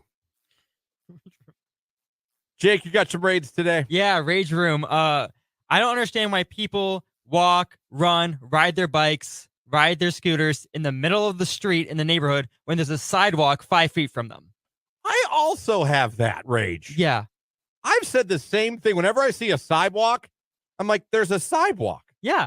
Why would you not walk on the sidewalk? Move over 3 feet, go on the sidewalk, and let the cast coming up from Mark Johnson. Morgan Wallen finalist coming up later on this hour as well. And we're going to get back to the rage room. It's all coming up here on Q92.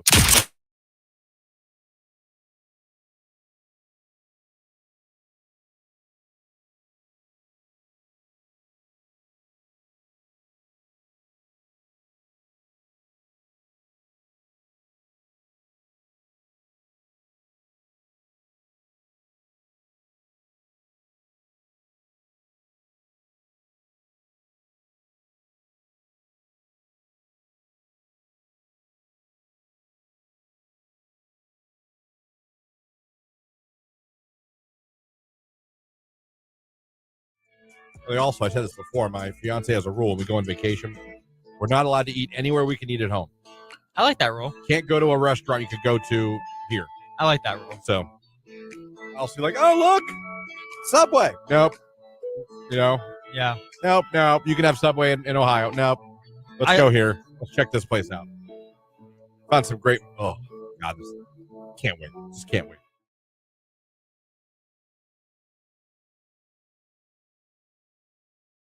I will tell you this. One of the things that happened in vacation Sunday night, Ocean City had a tornado warning. And they don't get tornadoes. It's much more rare. So they are like than it is here. The people in the South, when they get snow, they really overreact. Were they like that? No one cared. No one cared. No one cared. They were like, eh. No one cared on the we boardwalk. We never get them. Nothing's gonna happen. No one cared on the beach. Beyonce cared. We're on the fifth floor. We're on the fifth floor with our 4-month-old baby. she cared. Yeah. And I went around and I found on Facebook a local, there's a Baltimore station, but they do weather for Ocean City as well. Yeah. So I found that and I was watching one of their weather guys live. And I'm not even saying this to like, oh man, Mark John. The difference in quality of information and communicating between Mark Johnson and other weather people around the country, you guys do not understand how good we have it. I swear to you, I'm not saying that out of any type of, because he's on the show or because I just like him. This guy was so bland and so just, there were like moments where like you would just, his radars were on and I'm glad he did what he was doing. Yeah. He was absolutely helping. He was giving you the information. But talk about doing it on an NPR way. And you don't get radio, NPR, you don't know what that means. But like as bland as you can be. Yeah. There'd be times where you just see the radars on the screen and he wouldn't talk for 10, 15, 20 seconds. Because he was getting information. I'm not trying to bash him. I'm just saying. Yeah, no, I get it. You realize how good he is at his job, whether he's doing severe or winter weather, when you see somewhere else in another market doing. Yeah. Because he tells you down to the street, down to what, if it's, what to be afraid of, what not, what to. And he was just like, I'm not seeing rotation. Well, when I watched there would just be this. And you're looking at the screen and you're like, oh, I guess that's good. I'm like, anything else? I'm on the 5th floor. Anything else? I don't think it's a tornado. I'm like, sir. But I'll tell you this. The boardwalk, they didn't care. Yeah, everybody stayed out. They didn't care. Everyone's like, we don't get tornadoes. All right, we'll get a storm. We get storms. We don't get storms. And no tornado. Well, fair enough. They know. I mean, that's like, it took me a long time to realize that in Ohio, we don't get typically we don't get big tornadoes. Even if we have tornadoes, it's like an EF1, maybe an EF2. You know what I mean? Biggest one we ever had was 85.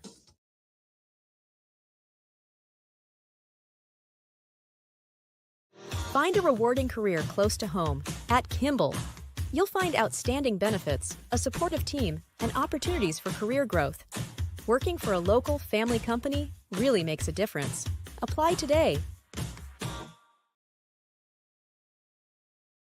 Q92. Gotta love this weather. 73 degrees for the high today. Sunshine for the most part all day long, staying dry. Overnight showers coming in after midnight. Our low 58.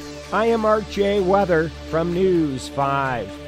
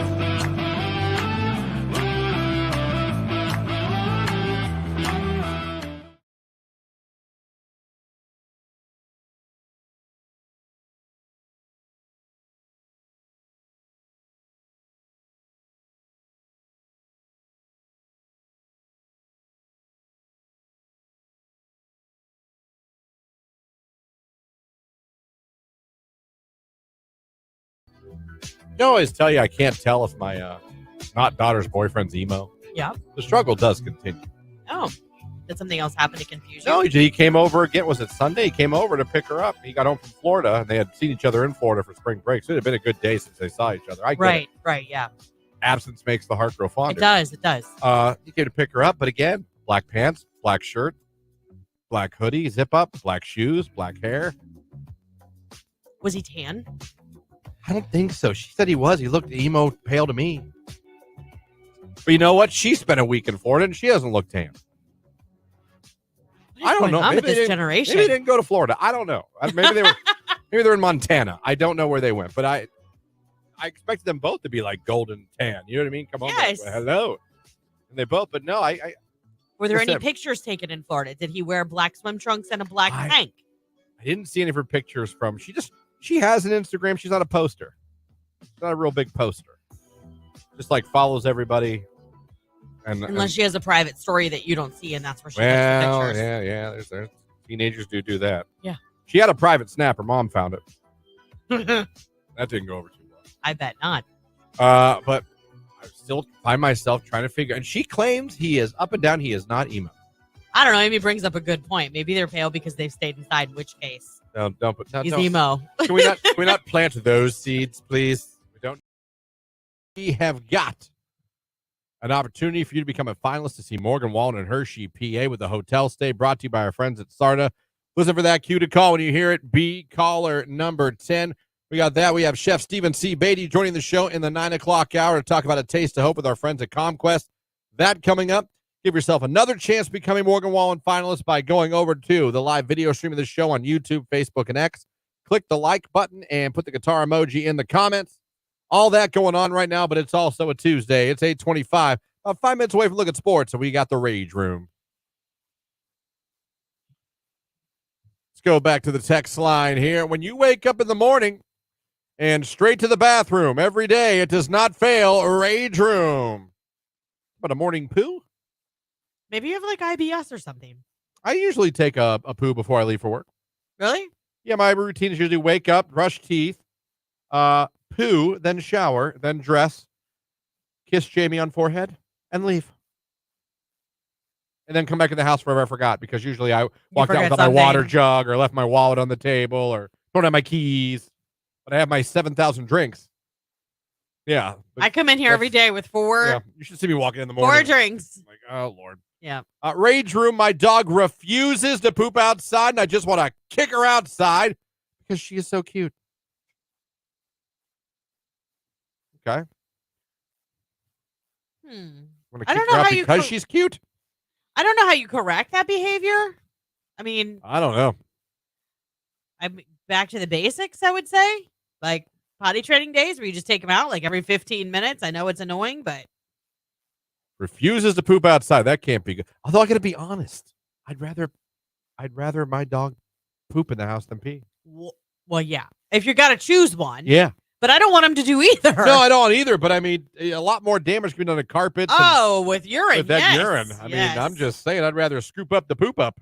Right. And then, you know, what way I mean? easier to clean up. Yeah, and- you might not even see pee for a while, and then it's really in there. I'm just saying, you know, if we're looking at glass half full, you know, it could be worse. They could be peeing everywhere. Yeah. But hopefully you get that fixed. Got a promotion 2 months before yearly avow, and now not eligible for a raise until next year. Hashtag intentional. Well, but did you get a monetary raise 2 months ago? Yeah, I mean, you did get a raise. I mean, were you hoping to go like boop boop double dip? I mean, or did you not get anything with the promotion and you're getting screwed over for Or did you get one of those awesome promotions with no pay increase that everyone gets? But you get lots more Yeah. responsibility. But hey, here's a new title. More to do, same pay. That happens a lot. You know what? Rage Room. Congratulations. There's our Rage Room. Here are the 8 hats you have to wear to work here. Oh, what do I get paid? As if you had one. Dun, dun, dun, dun, dun.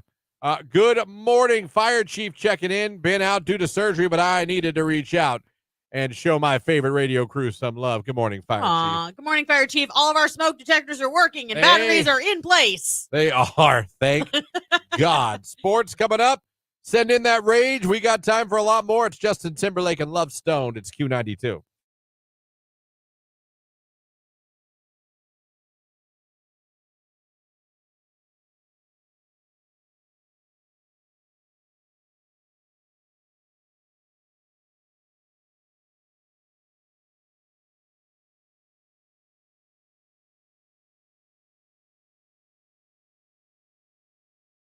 Saturday, we went out. We took the kids swimming at his grandfather's. Oh, that's Jamie's, fine. her father's. We went over there and we swam. Yeah. Did that. Then, unfortunately, we tried to eat food afterwards. And I had 2 consecutive awful ordering experiences. So, like, you DoorDash. Where I went. No, Okay. we tried to go. It was, first of all, it was weird to begin with. Watch the time. Okay. It was weird to begin with because I suggested after swimming, hey, why don't we all just go get someone little? I don't want to go to like an expensive sit-down. Right. Somewhere, I don't care if it's fast food or just a place that's quick, not that expensive. Let's just grab a bite while we're out. I was like, yeah. And then somehow we end up going to Mexican, which if you know me at all, you know I can't stand Mexican food. I love it. As far Mexican food as I go is Chipotle. So the whole time we're driving, I'm like, if this was my idea. And it got hijacked. And somehow we're going to a place where everyone knows I won't like any of the food. But I'm thinking there's got to be something, right? Got to be something. No. Maybe they have an American menu or some stuff. I know Don Poncho's has actually an awesome American menu. Yeah, their fries are so good. Burger, fry, the grilled cheese. It's awesome. This place did not. Okay. So I decided, I was thinking, okay, I like Chipotle. What if I get a burrito? And I'm just very specific to the man. And I say, I just want steak and rice. Yeah, simple. Seems like, okay, that might work. Right? That might work. I didn't take into account that I was in an authentic Mexican restaurant. So I explained this to the gentleman, and he nodded many times. I got it. I said, just, burrito, just steak and rice. You don't want this. I don't want that. You don't want this. I don't want that. Do you want this? I don't want that. I thought I just said I wanted just steak and rice. In my head, I said this. I'm like, I thought I made this pretty clear. I was going to say, did you say this to the waiter? I said Because that doesn't steak, sound like you. and he just kept questioning other things that, like, I said I didn't want on it. Right. And I spent He was making sure. a good couple minutes going, no, just steak and rice. Just steak and rice. Do you want tomatoes? Just steak and rice. Do you want this? Just steak and rice. And somehow that wasn't working. So it comes out. And it wasn't steak and rice. First of all, my own fault. I probably expected to see something looking like a Chipotle burrito. And it came out like this very loosely wrapped, I guess, burrito, if you will. Now, first of all, there was cheese on the side and cheese drizzled on the top. I have no idea where the cheese came into the picture. After I spent 10 minutes saying, just steak and rice. Just steak and rice. Well, but they love to garnish with their queso. Just steak and rice. And most people would appreciate that. Queso I drizzle. looked at that and I felt bad because the girls both looked at me like, oh no. And I looked at my plate. I looked at them. I looked back at my plate. I just thought, here we go. Scrape off the cheese. My poor fiance was trying to, oh no, we can fit. I'm like, it's fine. Please sit down. Please sit down. Because she's starting to get up, coming over to my plate. Like, please sit down. I love you. Please sit down. Let's not make a scene in the damn Mexican restaurant. I'm the picky eater. Yeah, but she felt bad because she probably knew, like, he doesn't even like this to begin with, and that's what he got. Oh, God. So I scrape off the cheese. Then I go to pick it up. And the whole GD thing just falls apart. It was so wrapped loosely, it just... Right. It looked like a piece of bologna. The rice is orange.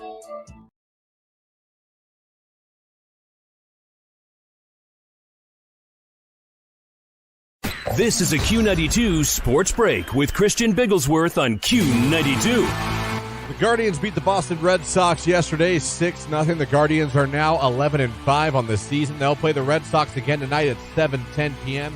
Tanner Bybee will be on the mound for Cleveland. The WNBA draft was last night with what experts are calling a generational draft for the WNBA. Iowa's Caitlin Clark was taken number 1 overall by the Indiana Fever. And finally tonight, the Akron Rubber Ducks are back in action, and they're back home at Canal Park.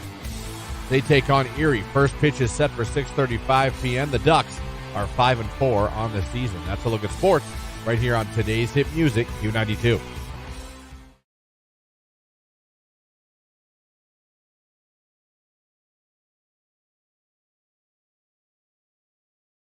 Okay. Why? Like a girl can be hot, but you could not be into her. That That's goes true. back to a little bit of what Jake and I said. Like, yeah, a girl can be sexy as hell, but you don't want to date her. You're not into her. Cute. I'm probably going to be a smitten kitten if a girl's cute. Who doesn't want to be a smitten kitten? I know I do. So it's interesting. Let me see. Another text came in. Cute is a hot girl who doesn't have to overdo it. Oh, how about that one? Cute is a hot girl who doesn't have to overdo it. To me, saying cute text is a nonchalant way of saying you're hot without saying it. Okay. So implications are there. I feel text message like hot could be considered just out of your league.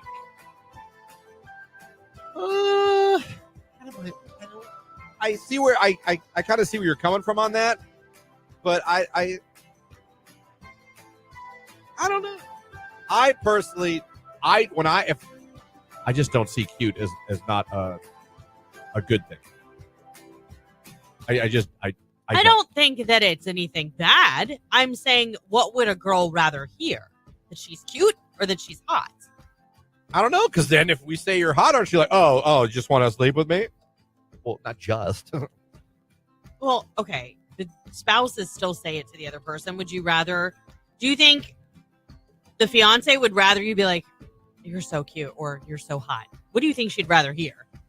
To be honest, out of the probably beautiful would probably be okay more so. But I didn't give you that as an option. I know. I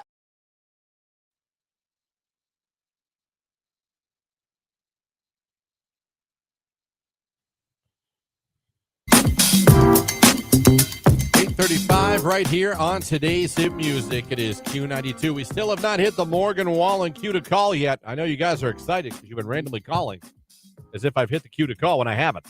And it's really funny because then you like think on your feet. You're like, oh no, I was calling for. Oh no, I didn't call for that. I know.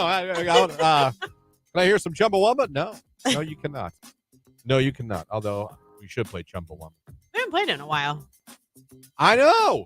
Trust me. So then do it. You tell me why Chumbawamba isn't played once a week You're on behind this the station. board. You can slot that in there. I could. I might get a little talking to. Oh, stop being a sissy. Okay. Yeah. Okay, call me out. I am. I'll thump this tub all day. I don't care. I'm crazy. I'm flipping crazy. It is the Rage Room on a Tuesday. And if you're worried, and if your rage is like they haven't hit the Q to call yet, it's coming. Yeah, just calm down. I promise you. Yeah, you as Taylor Swift would say, you need to calm down. You're being too loud. Are you really excited about Friday? Oh my gosh, you have no idea. The new Taylor Swift album will be out. Tortured Poets Department. I gotta go pick up my clear vinyl for my daughter. It's just one of those. The Rage Room. Let's keep it going. You should play at least once a show. I feel like that would annoy people. That would after probably a while. get you a talking to. Yeah, that would get me in the suits office. Yeah, I'd be to talk to there. Yeah. Text message: your daughter has 15 pairs of shorts and tries to wear the shortest shorts she has to school. Mom is ready to lose her mind. Tired of arguing in the morning. Rage Room. I go through this with a not daughter. Yeah. How do you handle she's it? all about the midriff. Oh, All about it. Like dead of winter. gotcha. Yeah, She's a fan of her tummy. yes. Yes. To break it down, yes. She's a fan of it. Every time I see it. No! Come on. Spit. Yeah. Like, what do we have? We have National Honor Society dinner coming up or something. Oh, yeah. You can't know. That's like the one No, event. no. And she showed me this dress. She got a dress for her yesterday. She went shopping with her own money. So proud of her. And all jokes aside, this girl has had 2 jobs now for a few months. Works her ass off, has her own money to spend, and I can see how much it makes her feel good about herself. Yeah. And she deserves to, and I'm so proud of her. Yeah. On that aspect. It's awesome. She can go out and get her own dress. Yeah. You know what I mean? She can go out, not that we would, but she can go out and do that now. Not like, hey, Mom, can I have this? Right. she's not perfect, but she puts money away. She does. Yeah, I saw a meme the other day to add to that was like, your life begins as a parent when your kids are old enough to pay for their own crap. I'm telling you. And she's doing great. But she got a dress for National Honor Society, and she showed it to me. And it's a cute dress. Yeah. Notice you said cute. And I said, this is National Honor Society. Little conservative. Because she's like, no, it's longer when it's on. I go, I don't think that it is. Oh, it's a magic This throw. isn't like a school dance. Right. This is national. Don't we like hold candles and stuff at this thing? Don't they like light a candle or some crap? Maybe. I don't know. I wasn't smart. I mean, battery. Yeah. Batteries. The battery lit ones. They don't. Something. Is there like some sort of like? I don't know if that's. Maybe I'm making all this up in my head. I think like pledging into American or to National Honor Society is a little different than going to a Yeah. banquet. And you're all like, slice your finger and you Blood brothers. No. That part's I not don't think that happened. But I was like, is that really good for National Honor Society? I got it's longer when it's on. Oh. Like, I doubt it magically Interesting. becomes longer when you're wearing it. Yeah. But Rage Room. Why? The short stuff. Listen, they all think they know better than we do. It just happened. Rage Room. Can't believe you won't play Tub Thumper. Oh, just you wait. Text message. My kids arguing while in the drop-off line for school. I cannot escape this madness. Rage Room. It's just one of those days. Yeah, but that's fun. Rage Room when I'm trying to get the kids ready and ask my husband for help, and suddenly my husband has to poop for the next 30 minutes. Interesting, right? For the next 30 minutes. He's probably playing Monopoly Go. Oh, man. Christian, cut off one of your shirts and walk around the house like that, and maybe she'll get the handle. Oh my gosh, that'd be hilarious. I just think National Honor Society should wear a longer, more conservative. I would dress more like old money. Yeah. Like that club. Listen, going out. When I say club, I mean more like yacht club. Going out, I get it. I do get it. Going out with your friends, I get it. Yeah. With that dress. Hanging out, going on a date, I get it. Yeah. I was like, this is National Honors. Something I never was a part of. Yeah. I didn't do that one. Yeah. Well, I lettered academically, but I didn't do any of the extra. I didn't want to be extra. No? No. I wouldn't have mind. I just didn't have the grades for it. I was kind of all over the alphabet. Jake, were you National Honor Society? Nope. Wouldn't have shocked me if you'd have thrown a curve. No, I did not do good in school. No? No. Do well. I didn't do well. Christian, you just couldn't help yourself, could you? No, it's fine. But I just said I did not do well. I was not National Honor Society. Never sniffed a 4.0. Never sniffed a 3.5. Oh, really? I think the highest I ever, and this was like peak, Yeah. 3.2. That was peak, and that wasn't something that I sustained. Yeah. I lettered in academics. I Not didn't know you brag. could. Yeah, you do. My kids have all lettered too. You get a letter. What's it say? School. No, it's an H for Football, soccer, school. No, you get a letter and then you get the little genie lamp for academics to pin to the letter. Okay. If you're an academic letterman. I wouldn't have got that letter. I promise you. It's 8:41. Keep the rage coming. Unit call still hasn't happened. Football, baseball, Schools. Wow, he's a 4-year letterman in school. How about that? That son of a bitch. Look at him. Oh, it's Q92. Think I won't do it?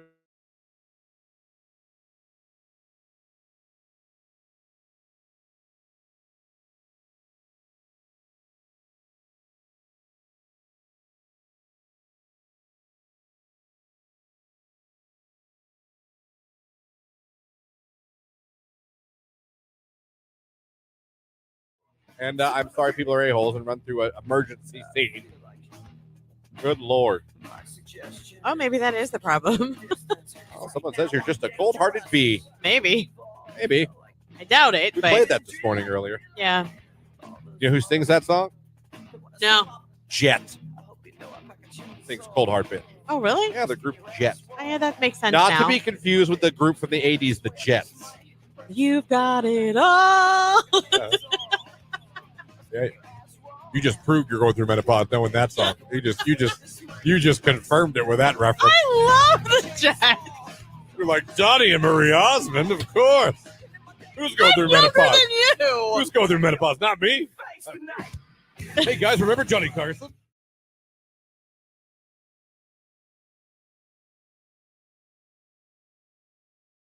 You know what I love about our sister station, AM 1310 WDPN? That it smacks. I mean, it's so Man, good. You go to pee sometimes. You leave this studio. You have to walk by the WDPN studio to come back to our studio. Yes.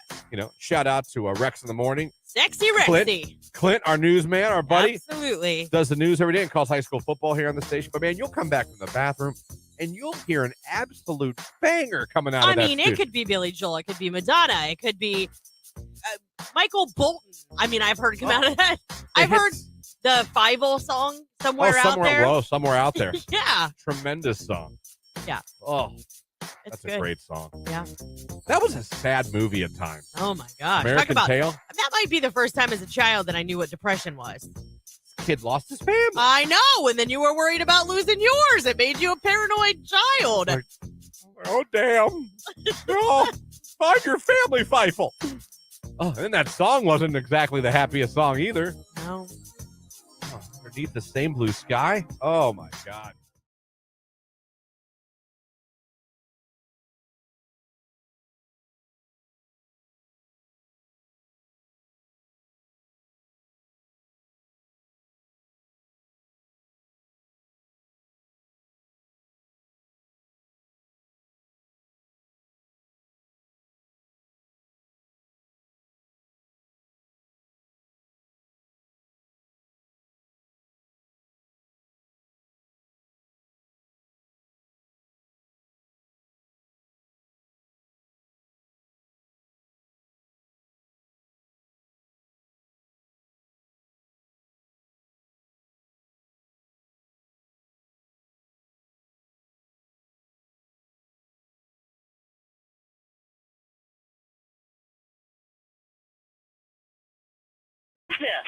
What's up? I'm Morgan Wallen. Call now to see Morgan Wallen in Hershey, PA with Sarda and Q92. That's the cue to call y'all been waiting for. Morgan Wallen in Hershey, Pennsylvania.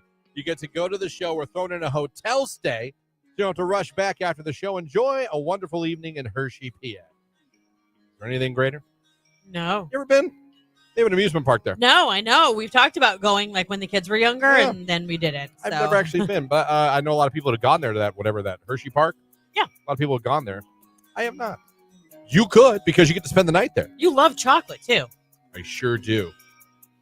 Anyway, 330-450-9292. Caller 10, you'll be our latest finalist. Of course, this contest brought to you by our friends at Sarda. Caller 10, good luck.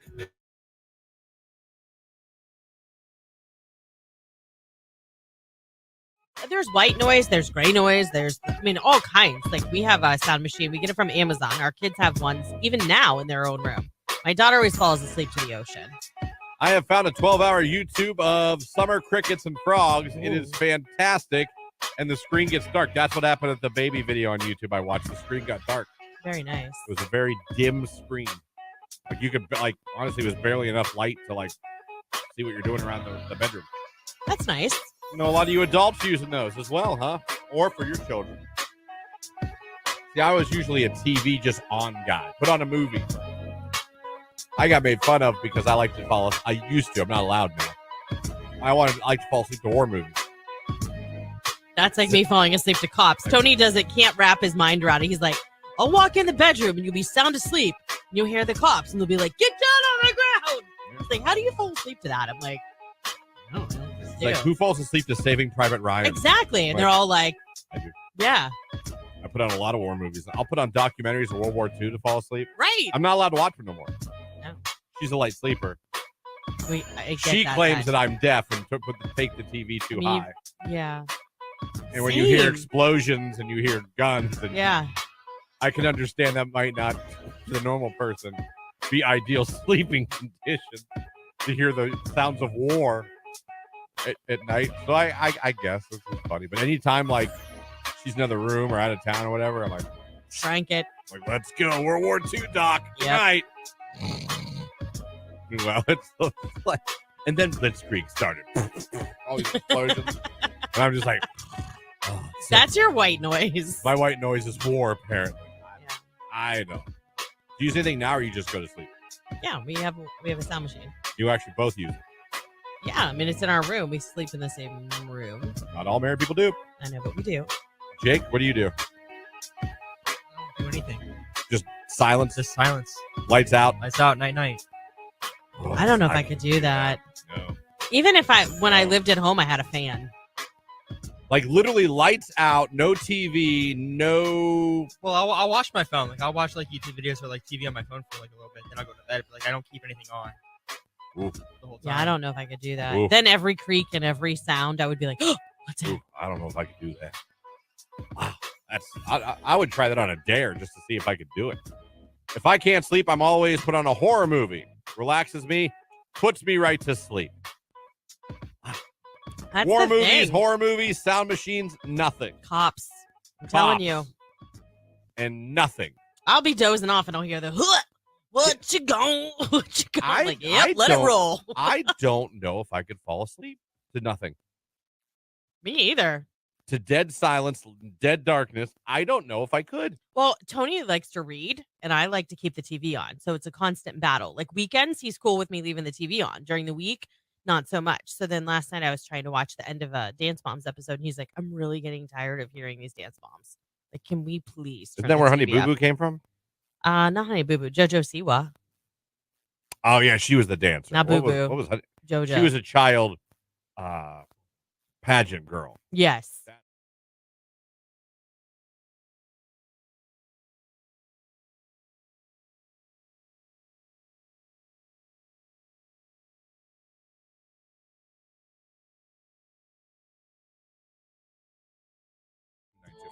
Just joining us, we were talking last hour, middle of last hour, about my not daughter sets like 5 alarms to go off from 6 a.m. to like 6:50.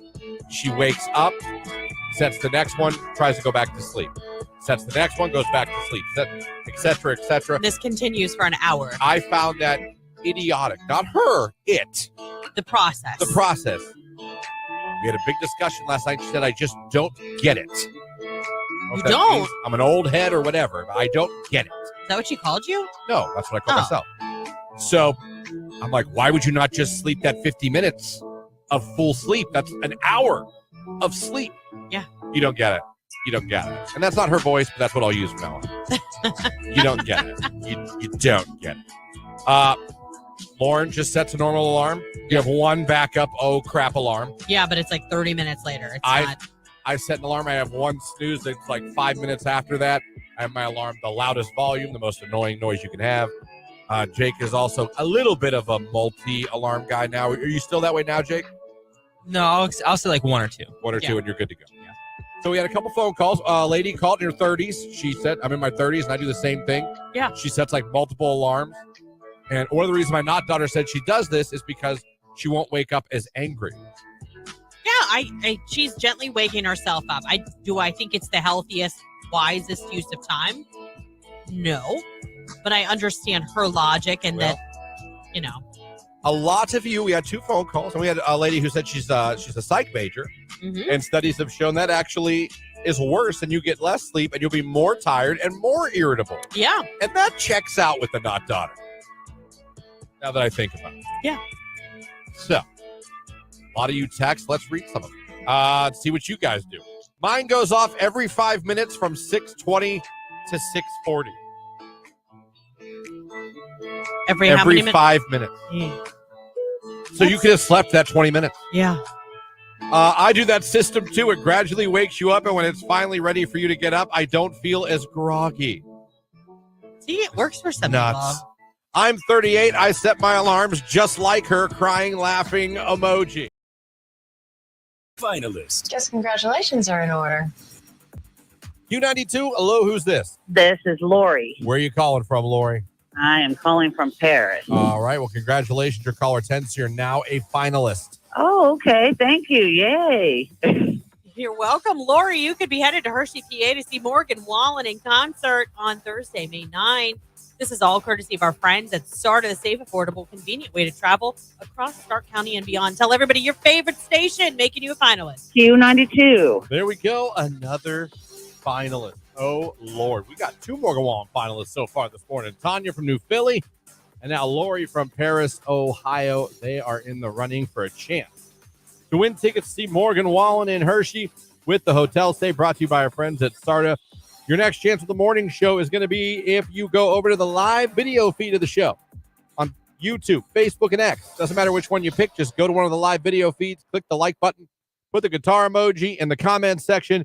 Do that, and we will be picking one of you randomly at the end of the show and making you a finalist. So good job on the rage room today. We had some good rage. It was pointed at kids a little bit. Normally traffic. Yeah, our kids are getting on our nerves. Yeah, a lot of times traffic leads the rage room, Yeah. which I totally understand, but it seemed like kids.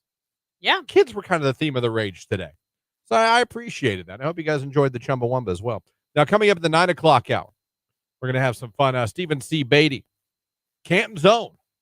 You've seen him on the Food Network. He's an amazing food cart. He's a damn artist. Oh, my gosh. Besides being a professional chef that's literally been on the Food Network, he's a food carver. It's unbelievable to see some of the things he's created, some of the things he's made. He just launched his Pop's Secret Seasoning, and that was fantastic success for him. We're going to talk about that. But also, the main reason he's joining us today is because he is going to be part of A Taste of Hope, a great event that's coming up here with our friends at ComQuest. Yeah, this will be the third year that I've been able to work with Steven on this project. And, ComQuest Taste of Hope is an amazing night, you guys. If you're a foodie, if you just love to eat, snack, try new restaurants, things like that, this is the event for you because you can literally do just that by walking around and taking small bites from a ton of local area restaurants. But you're also supporting ComQuest, which if you don't know what ComQuest is, they truly are the place to go in our community if you know someone who needs help with substance abuse or addiction recovery, mental health issues. They address it all, and they do it with such grace and dignity, and they get you to where you need to be. And so I can't say enough good stuff about ComQuest, but that's what this really benefits. And Steven's a huge supporter of ComQuest. Sure is. So. And we've worked with him at a couple different events besides that as well. And one of the nicest human beings. Oh my gosh. He truly is. One of the most personal human beings. One of those guys that lights up a room when he's in it, you know? He definitely does. He's charisma too, with a capital C. There are some people, they walk into a room and you feel it. Like, oh, Steven's here. Like, okay. Yep. You know what I mean? Mm-hmm. Like when I look at a room, no one even knows. Oh, stop. Because I'm hiding. No, they'll be like, who's that in the corner? Why does he look so it's Christian. Why does he look so sad? I thought he was having a great life. Doesn't he just have a kid? That's when you're like, come stand with me, my emo children. Sit with me. Let's us think about sad things together. 8:56. Also, real quick, we'll just have a minute. I was laughing. Lauren was talking to Jake off air about his favorite band's AJR. Yeah. And Jake, I swear to God, Jake, so many times you remind me of my not daughter in the way you will not answer a question or you give 7 different answers. And she was like, oh, Jake, would you want to go? It's your favorite band. You going to go?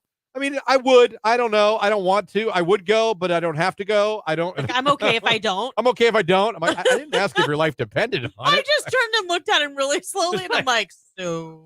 So just being like, nah, I'm not going. Or I might go. Or Yeah. I got tickets.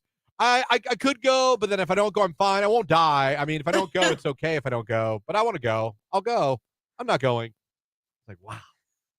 It just reminds I like to me, do that, yeah. like, what is Fantastic. it? Ferris Bueller's Day Off, where he sits in the car and he's like, I'll go. Like he's trying to convince himself to go. Like that's the visual I just had of him. I'll go. That's the not daughter. Yeah. Do you want Duncan? No. Well, yeah, but only if you're going to turn left. Wait, what? Do you know what my son does? He always answers me with the opposite answer first. I get both answers a lot. So I I'll literally be like, get both. "Are you hungry?" No. Yes. That's what Actually, I yes. get. all the time. I'm like, why I did get you that a just lot. say yes Yeah. then? Do you want Starbucks? Yes. No.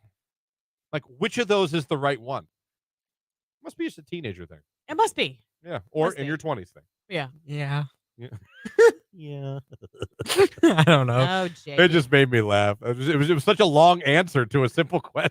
You just kept shaking your head as you were walking past me because you were listening to our conversation, and No, I mean, I don't want to go. I would go if I had tickets, but I don't know. If I don't go, I'll be okay. I don't know. Like, just ask if you're going, man. If you want to go. right? Because that is AJR's your favorite. It is, yeah.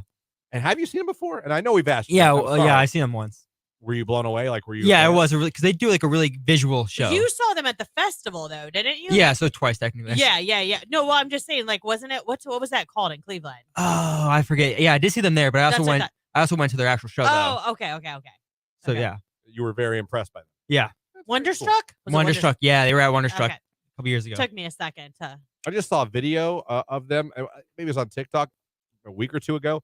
They performed one of their songs. They went and sat in the crowd with their instruments. Oh, I love and it. played one of their songs sitting in the arena with the people. Yeah, they do that. Oh no, I love show. that. Yeah, I was pretty impressed by that. I literally, it's so funny because my daughter is graduating this year and we've been printing off pictures and stuff. And she has, okay, let's just keep it real. Both of my kids have had cool experiences with me working here. One of them was that they got to jump. They went to a trampoline park with AJR. I remember that. And got to jump with them. But I printed off the picture and my God, Christian. So little. Oh my gosh. It was a while since AJR did that. Oh, I know. Well, they were jumping with Naya. Yeah. You know what I mean? Like, that's how long ago it was. And they were so little. I was like, oh my gosh. But I said, who would have ever known that they would have exploded the way that they did back then when you guys were hanging out at SkyMax? Get that Q92 rub. Right? And you're off and running with a career. It's Morgan Wallen. That's what did it. Wasted on you. 9 o'clock hour coming up. It's Q92.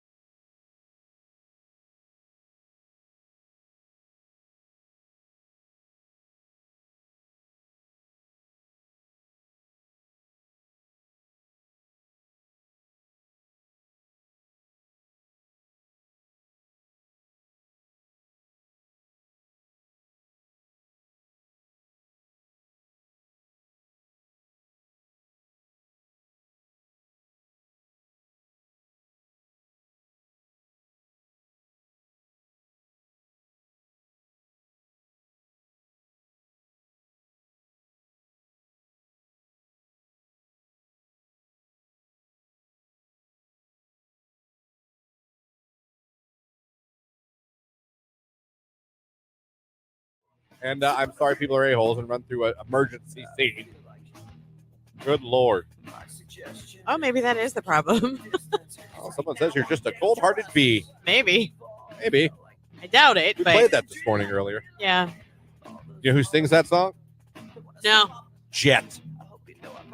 Sings Cold Heart Bit. Oh, really? Yeah, the group Jet. Oh, yeah, that makes sense Not now. to be confused with the group from the 80s, the Jets. You've got it all. Yeah. You just proved you're going through menopause knowing that song. You just confirmed it with that reference. I love the Jets. You're like Johnny and Marie Osmond, of course. Who's going through menopause? Than you. Who's going through menopause? Not me. Hey guys, remember Johnny Carson?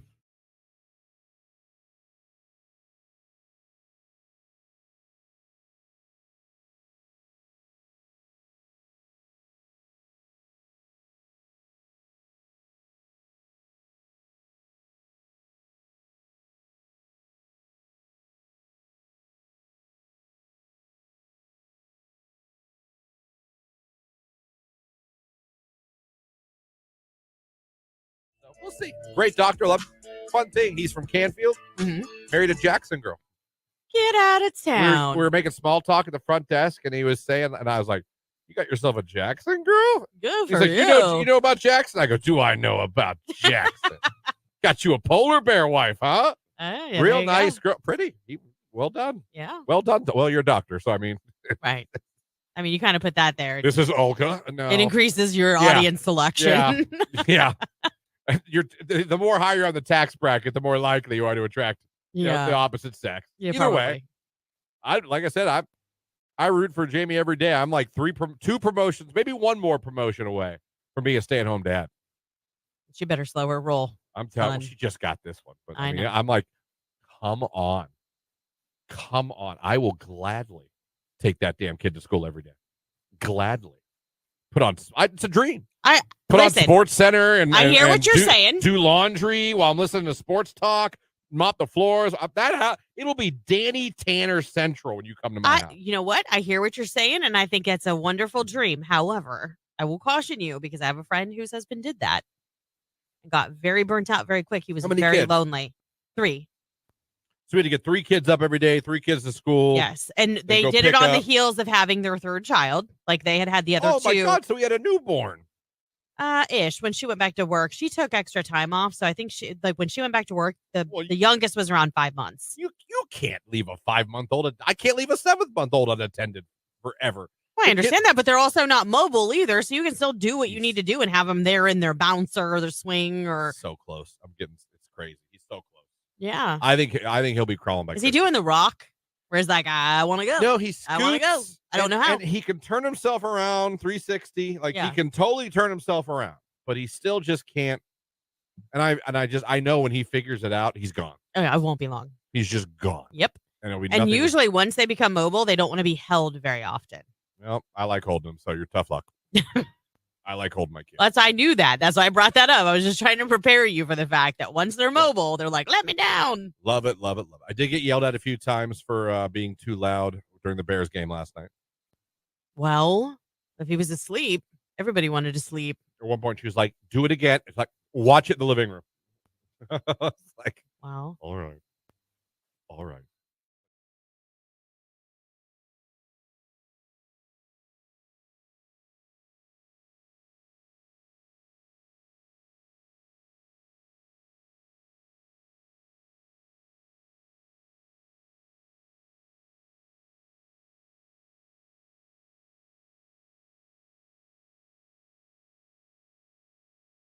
One of the funniest things I've ever as a child laughed at. And I mean, I laughed, stomach hurt, couldn't breathe.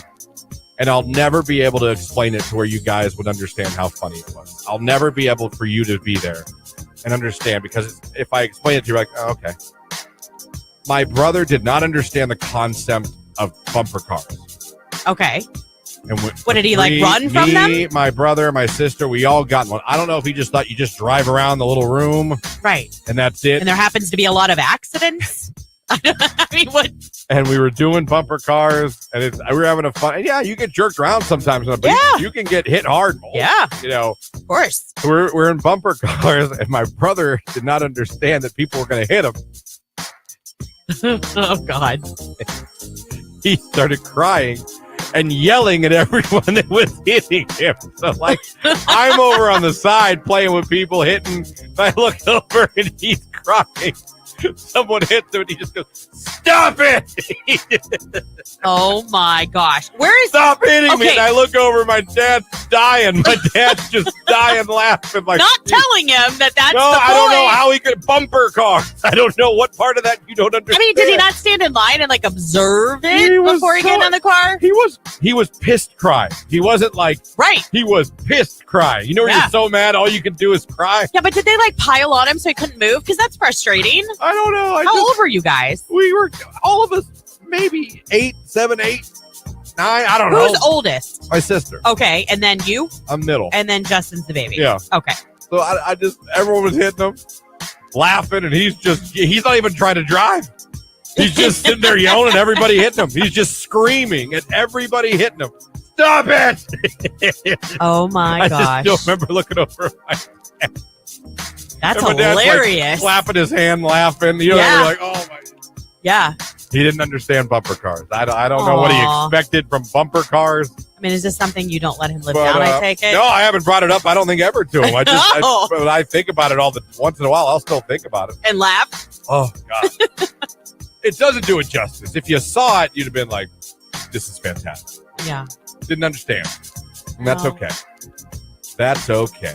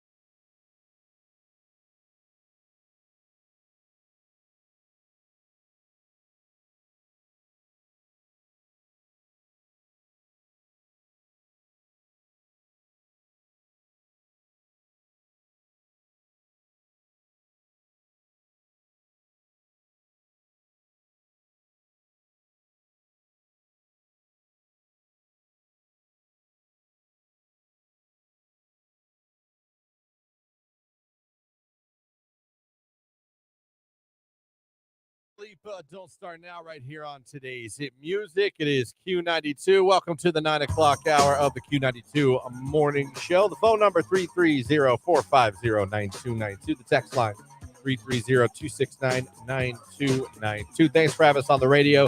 Streaming at Q92radio.com if you're watching on YouTube, Facebook, and X. Anyway, you're checking us out.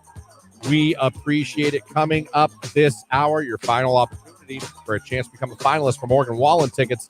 You got to go over to the live video feed, YouTube, Facebook, or X. Click the like button. Put the guitar emoji in the comments section. We're going to randomly pick one of you at the end of the show and make you a finalist.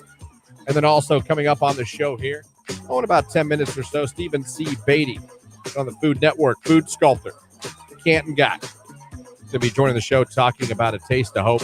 A great night with our friends at Conquest coming up. So that's coming up this hour.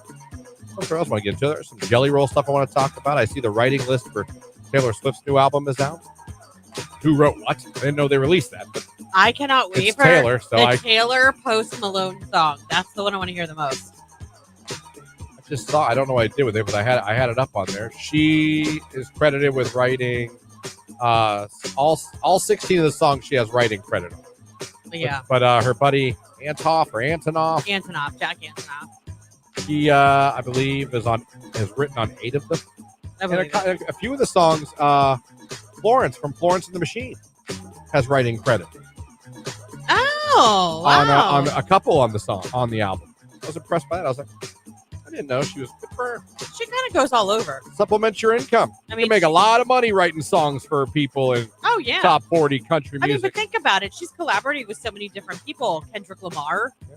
I mean, well, and there's sometimes there's artists that got their start as a writer. I know one, Lee Brice. He was a writer before he became his own country music star. He wrote for Tim McGraw took one of his songs. Oh my God, I got friends in low places. Garth Brooks took one of his songs. Like he's wrote Kenny Chesney. Like he wrote for a ton of people before he actually became the star that he is. You can make good money if you're a known writer for musicians. I don't care what genre you're in. Although mostly you write for country, I think, and pop stars, I would say. Yeah. I think rock bands pretty much write their own stuff. But so very interesting to see the writing. But yeah, Florence from Florence and the Machine. On I think 2 or 3 tracks, I believe she appears as a writer. So, folks, that album comes out Friday. Oh my Lanta. Yeah. You cannot wait. You're going to blast it the whole way into work on Friday? Of course. You're going to take the long way to work? Well, no. I mean, I'm not getting up any earlier than I have to. I don't like it that much. No, I'm going to listen to it, and then I'm going to keep listening to it on the way home, and then I'm going to listen to it at night while I'm making dinner until I get through it. Till the end of time. Yeah. Coming up this Hopefully Friday, folks. I'm sure it is. It's Taylor. Taylor. I think it'll do well. Call me crazy. I think that girl's going to make it. It's Jesse Murph, Jelly Roll. This is Wild Ones on Q92.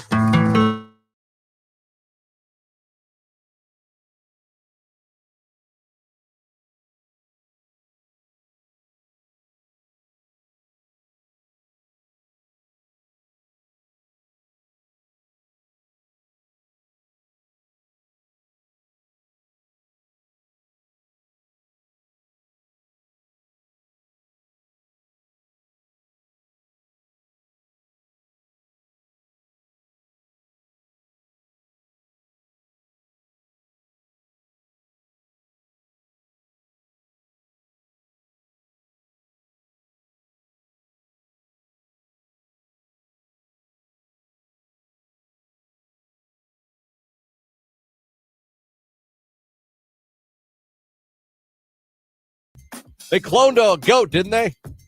Something like Didn't we that. clone a goat or a sheep or something? Yeah, I don't know. Pig. I don't know. We cloned something. We'll be cloning humans. No, I think she actually is alive and that she had some sort of surgery and she is recovering.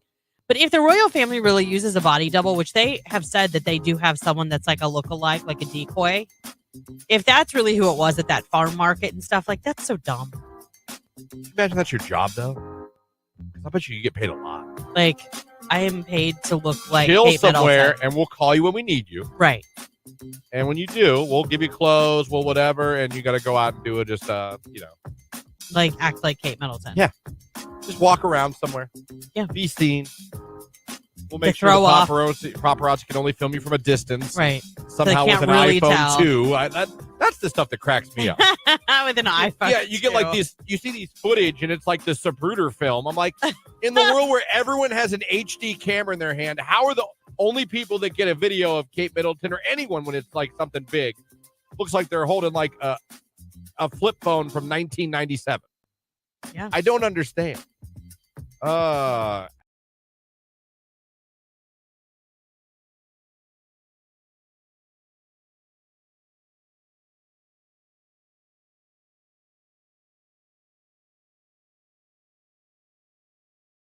Right here on today's Hit Music. It is Q92. Coming up, a forecast from Mark Johnson. We're going to be joined by Stephen C. Beatty. Going to be joining the show talking about A Taste of Hope with our friends at ComQuest. That's all coming up right here on Q92.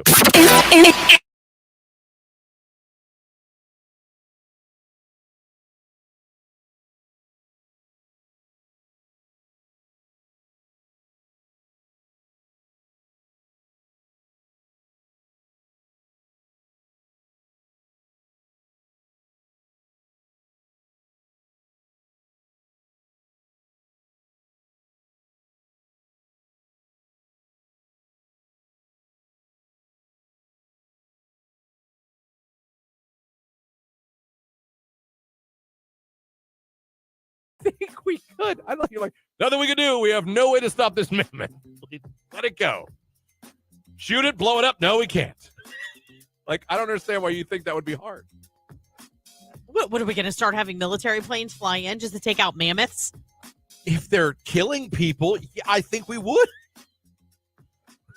Okay. Why is that hard? I'm trying to figure out why that's hard for you to believe. Some people are tripping, LOL. We're on LSD this morning. Wait, no, we're not. You have seen Jurassic Park, right? They thought they had the power to take down the dinosaurs, and they did. Thank you. Well, now, that's a dinosaur, not a mammoth. We might not have the power we think we have to take down. Guys, I'm going to fight all of you on this. Thank you. Someone's on my side. Yeah, you and one other person. I got to go into work. I can't stop listening to this conversation. I know. Hard hitting. Have a good day at work, though. Think about those mammoths. Next hour, healthcare. If they're going to spend a ton of money to recreate some mammoth, they're not going to want to kill it, only contain it and relocate it. I understand, but Lauren's saying, what if it goes rogue? What if? Now, that is possible. Yes. The mammoth's going, screw you, I'm a mammoth. Right. I'm going to knock down. You think this fence is going to keep me? Exactly. I'm a bleeping mammoth. That's right. Oh, man. Someone says, come on, Jake, be the sense of reason. Jake, do you believe a mammoth could be stopped? I do. You do? Because well, I agree on both sides. Like, if I'm out in the wild and a mammoth attacks me, I don't think the military is going to get there fast enough to stop me from getting there was hurt. an outbreak, if like there was a true event like breaking news on CNN or Fox Yeah, News, I think mammoths of New York City just tearing things up, I think we're going to respond. Yeah, so do I. So I think, now would a pistol do it? No, I don't think a pistol would do it. No, you would need something. I'm Googling this. You'd probably need something a little bit, maybe a machine gun, maybe an AK. Might even need a rocket launcher, an RPG. I mean, they've got some tusks, man. Christian, I believe you need...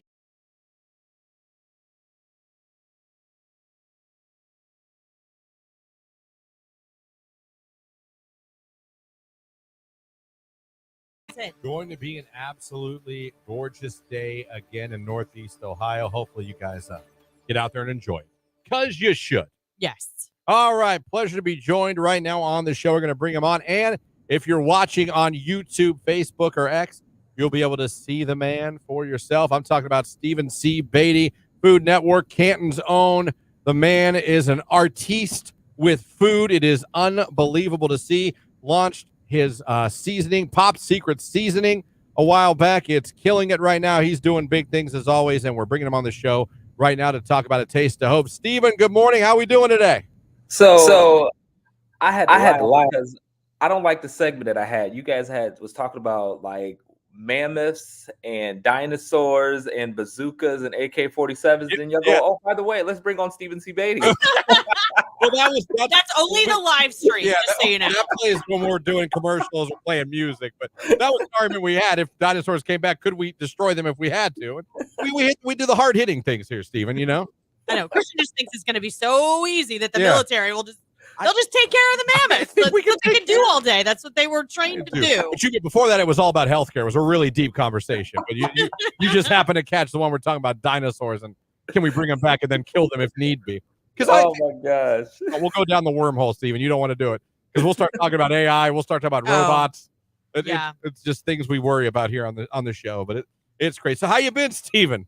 So I love the shameless plug of Pop Secret Seasoning also being in the building. You know, get it in there, man. Let's talk about it for a second while we got you. How excited have you been to see this idea come to fruition and be launched and have it be accepted and have it doing as well as it's doing?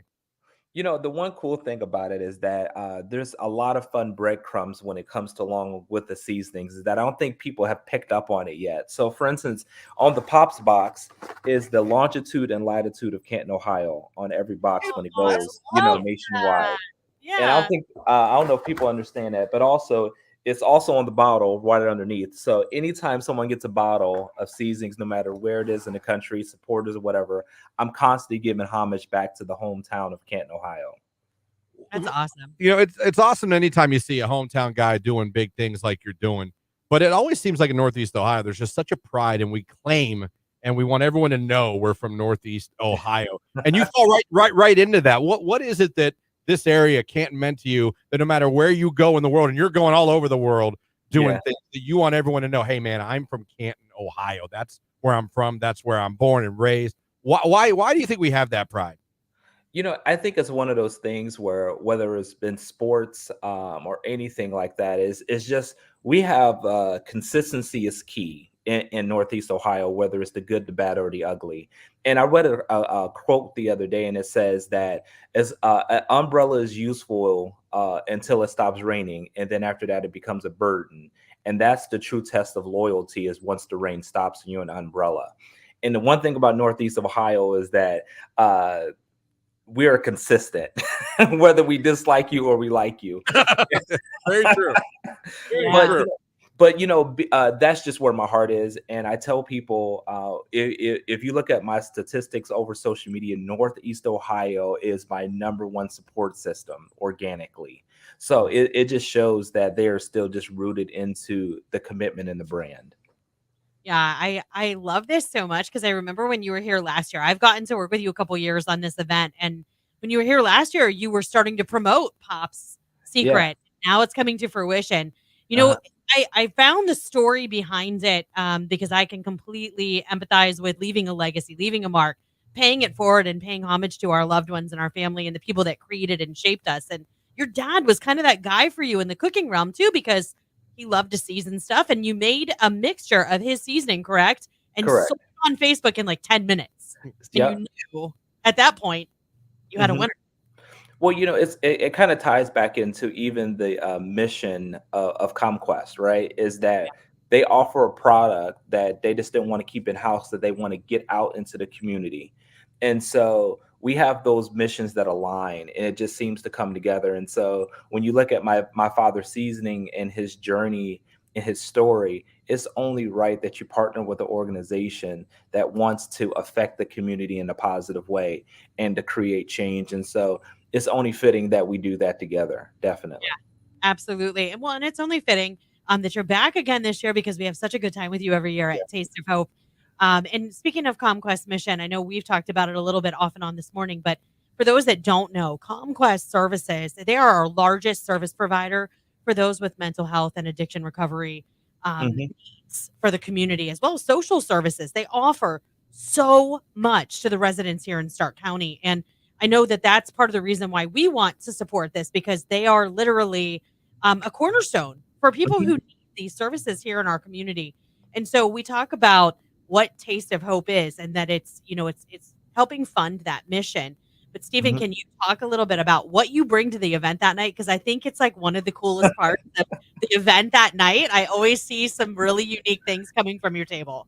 Gotcha. So obviously, I've made a splash in the culinary world when it comes to sculpting and carving fruits and vegetables. So that is something that I don't think I could ever get away from, even as I continue to promote my ability to be a chef first and artist second. But we're definitely going to have some great things on display.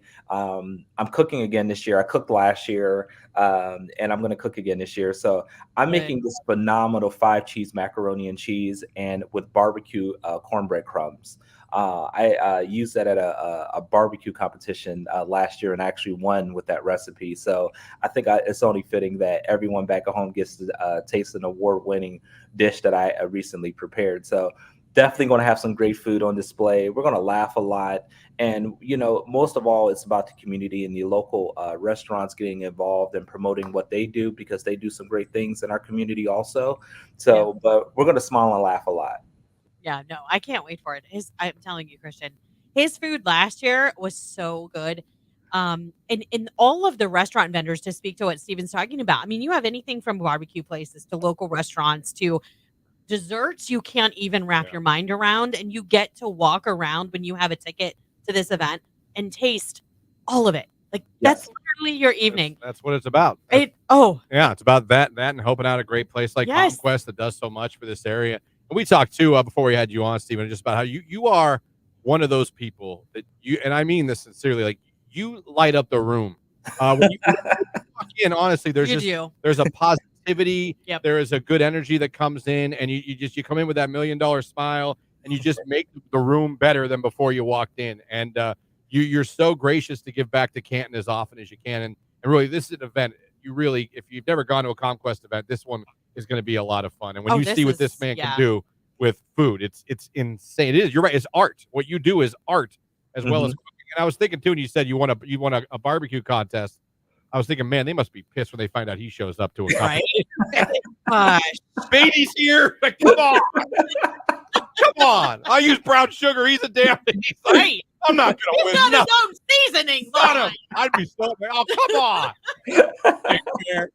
This ain't fair, but no, man, it's phenomenal, and we're just it's so great to watch one of our own. As you know, you talked about. There's just a pride, and there's a pride we see when one of our own does so well. And off to all the success you've had, man. It's been great to watch, and we appreciate so much that you are determined to always give back to Canton. Yep, definitely. And I just pray and hope that the community shows up for an event like this, because it's. I tell people, they ask my why, and I tell them it's really simply this: is that it's really easy to be a critic. It's really easy to complain. It's really easy to be a naysayer when you have things that are going on in your community or your backyard that you might not understand, or you go, it's a shame. I wish that they would figure it out. Well, you might not have the answers, but there's an organization like Conquest that does have the answer. And so just aligning with something like this is that it's a phenomenal opportunity for change, because until it's one of your loved ones, and then you want the world to come to a stop when it's your loved ones. But this is someone else's loved ones that you can definitely affect and get them on the right path. And you can quite honestly save their life. So get involved.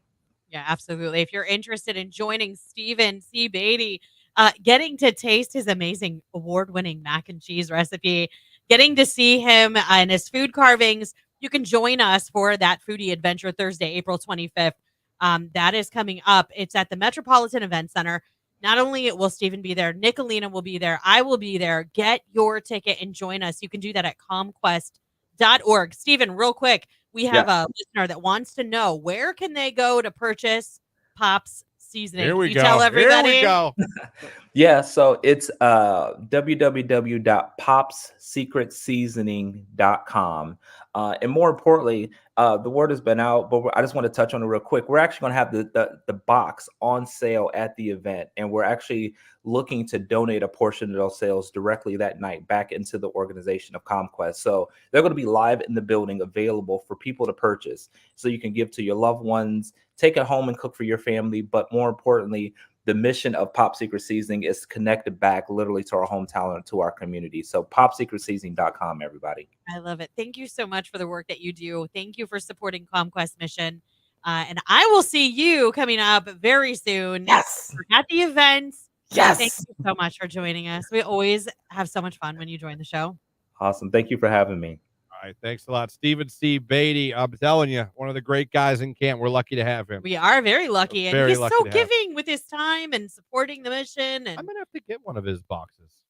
you want me to pick you up Jamie one would- at the I might. fundraiser? Jamie would love that. Okay. She would love that. No, I think And I want to try the barbecue. And it's grilling season. I know it is. I know not all of his spices the seasonings are for grilling. Some of them are for other things. Did you know he has one that I love so much? It was as a nod to his mom. That's pink Himalayan salt and cracked black pepper. Like, it's just, I don't know. I just think it's so cute how he's like personalized these things for the people that mean so much to him in his life. And, No, it's very cool. You're right. Every one has a meaning Yeah. behind it. It's not just here's this one. Here's this one inspired by this. Yeah. And very good. Like I said, Such a good guy. hard not to root for a guy like Stephen C. Beatty. I know, And, right? he's done well and But you're deserves right. all this success. It does make me laugh when he walks into a competition. Yeah, can you People are imagine like, the competition? You find, the guy from Food Network, the food carver's "Good here. crap. Oh, that's great. Here's my barbecue sauce. Go ahead. I'll take third. I'd be so pissed. It's Benson Boone. It's Beautiful Things. It's Q92.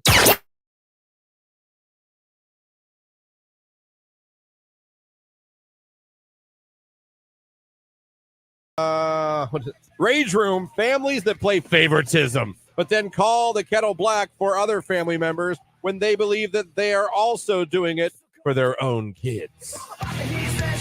Family favoritism. Sucks. I feel bad for my brother and sister. You're on a roll today. And you I know really your do. sister's listening. I really do. They know I'm the best one. If there's one shining star of the children, they know who it was. They know it wasn't them. To the guy that passed me as soon as the railroad crossing bar goes up, how can you assume I'm not also late for work and in a hurry, asshat? Hey, listen, I'm for name calling as long as I can say it on the radio. I wish I could be like, you know how they do the NFL mic'd up? I am like the worst. I need one of those for on days when I'm running late or someone's driving stupid, like close to me. My kids make fun of me all the time. Asshat does not get used enough. Your sister said I need to take your booze away. Booze. The Zoa. Rage Room, this country not having a law for maternity leave and having to go back to work too soon because you can't afford not to. Give it the times, USA. Rage Room. Yeah, you better sad. Yeah, I know. I mean, it's the hardest thing to go back to work and leave your baby the first time. It's not easy. Especially when you're not ready yet. You know what I mean? Like when you're not physically healed completely or, you're like lactating. And I only say that because it's a thing. Like, even if you're not breastfeeding, like you leak for a while. Yeah. The older you get. Yeah. We're like old faucets when we get older. You know what I mean? I'm talking about new moms. I know. I'm talking about wieners. There's that old saying, you can wiggle, you can jiggle, you can do a little dance. The last 3 drops end up in your pants. Yeah, that's gross. You ever hear that, Jake? Only from you. Oh, well, there you go, dude. But you have said it before. Well, take it with you and use it in life. Oh, I have already. Have you done it? Oh, Yeah. And I repeat it to other people, and then everybody else knows what I'm talking about. I'm like, well, because they've already all heard it. They're like, No. yeah. Oh, they haven't? They haven't heard it. Oh. I see. I've heard it. Just trying to make the world a better place. Yeah.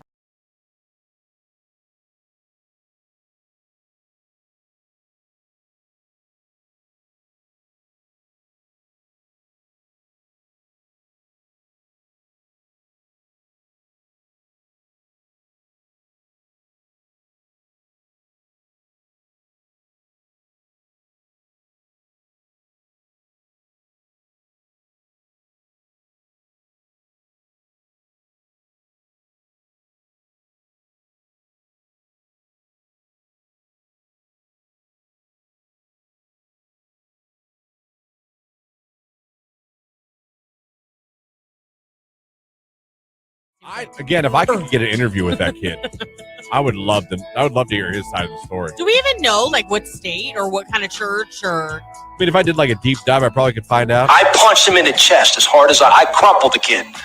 But I don't know.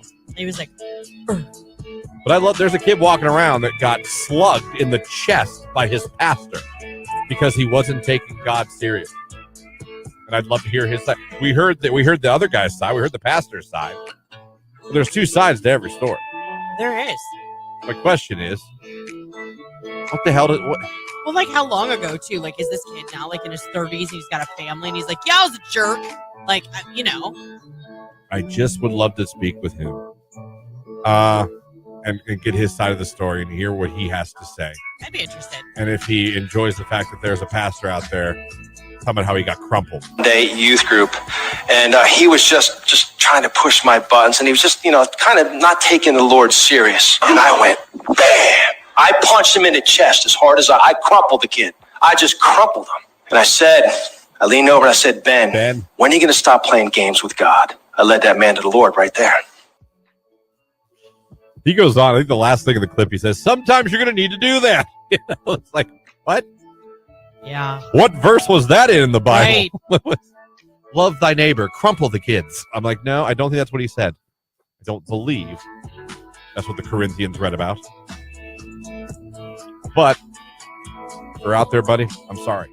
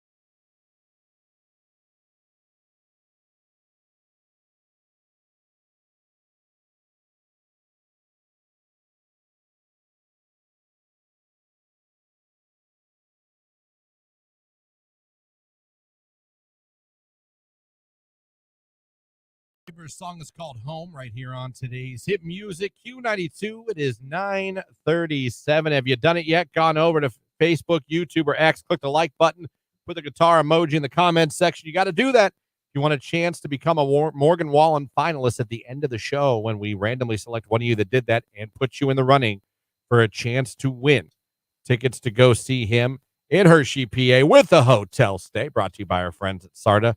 We'll be doing that here in about 15 minutes. So if you haven't done it yet, I would go do it now. Did you guys see Jelly Roll has lost 70 pounds? Good for him, man. He's training for a 5K, I thought. Yep. He absolutely is. He has been training. I remember months ago when he made a post saying that do you know who got him to do it? His wife? No. I'm sure she's a huge inspiration for him. But the comedian that's coming here, Bert Kreischer. Oh, Really? And the other comedian, Tom Segura. They were talking about Look it. at that. And he's saying the weight loss is a combination of a good diet, but he's begun like a rigorous, it says here, and I'm using the Yahoo article quoting from to get down. He said, I'm doing 2 to 3 miles a day for 6 days a week. I'm doing 20 to 30 minutes in a sauna and 6 minutes in a cold plunge every day. Can we talk about that cold plunge for just a quick sec? A lot of people have been doing that. Mark Wahlberg. Yeah, who is in his 50s and looks better than kids that are in high school. I watch him. Like, I don't I understand. follow him on Instagram, and he gets in it like every day. But he gets in and he stays in for a few minutes. But when he gets out, he has the most perfect line Of abs? No, I mean like where his skin is like normal colored and then like bright red because of how Oh, yeah. cold his skin got. How is he in that good a shape? But he gets in so gracefully. I think I would be like obscenities just pouring out because it's so cold. How do you stay ripped from like 18 to like 50, whatever he is? Maybe like cold plunges. I don't know. Well, have you ever seen his schedule? Yeah, He gets up at like 3 in the morning It's ridiculous. and Yeah. like has like a 2-hour workout in before any of us get out of bed. Like it is his schedule. He's very committed. Who was it? James Corden that did a day with him? Yeah, for his that show? was Was that who it hilarious. was? Yeah. And that was very funny. It was very Like, funny. He couldn't believe it. Like he really got up that early. He's like, this is ridiculous in his British accent. But he does because at other places he's talked about it that Mark gets up that early. Yeah. But, kudos to Jelly Roll. And he said, man, he's like, I'd like to lose another 100 pounds. He said, if he's like, I can't imagine. He's like, as good as I feel now, losing 70, I can only imagine how good I'm going to feel on tour if I can lose more. Because he's already seeing the benefits. Listen, Dude, you take 70 pounds off your joints, your knees, your back. Yes. Come on. I mean, I'm with him. I want to do that. I want to be able to achieve those things too. Like, this is going to sound so stupid, but this is my age. I was having terrible like hip pain. I stretched my hip flexors. I felt like $1 million when I was done. Look at me. I was like, woo, stretching works. I'm going to scale that mountain right now. Right? Oh, it's congratulations, Jelly. We're already down 70 pounds. That's awesome. That is nothing. That's no small feat No. at all. And it sounds like from what he's saying, it wasn't done with Ozempic. And I wonder what what he's doing diet wise. Is he a keto guy, do you think, or just a caloric deficit? that's a great, it doesn't say in the article exactly. It just says strict. It does say strict. Yeah. And like Diet. Kelly Clarkson, she looks fantastic. She does. Like, how did she do that? Like, why aren't you people telling us? Share with the world, please. Overall, real quick too, just what an amazing redemption story he is. Oh my God. And I, not to be all like, but No, I know. if you're someone who's gone through a lot and thinks you're at rock bottom and thinks there's nowhere to go, look at this man's life. Yeah. And what he's achieved and what he is still achieving from where he was as a human, even not about even just weight and all that. Yeah. Where he was as a person. No, what I think he is really just a walking reminder that recovery is possible. Absolutely. Absolutely it is. It is. In more ways than addiction, with and with weight, with physical health, with mental health. Yep. You can come back from those places and he is such a happy man. He's so grateful. Oh yeah. You watch him on interviews, you listen to him talk, and you could just He's very humble. He tears up talking about his wife because of how she stood by him. Yep. Supported him with his family. I think her name's situation, Bunny. with his Just, kids. yeah. It's interesting. It's going to be a movie someday. Oh, I think so. I think his story is going to be a movie. It's JoJo. Remember her? Oh, She came here. She's been here I know. a couple times. This was one of her biggest hits. I love this Is it one. Get Out? No, but it's just as good. Too little, too late. Oh, but yes. Get Out's good because she yells, "Leave now! Right now! Get out!" Q92.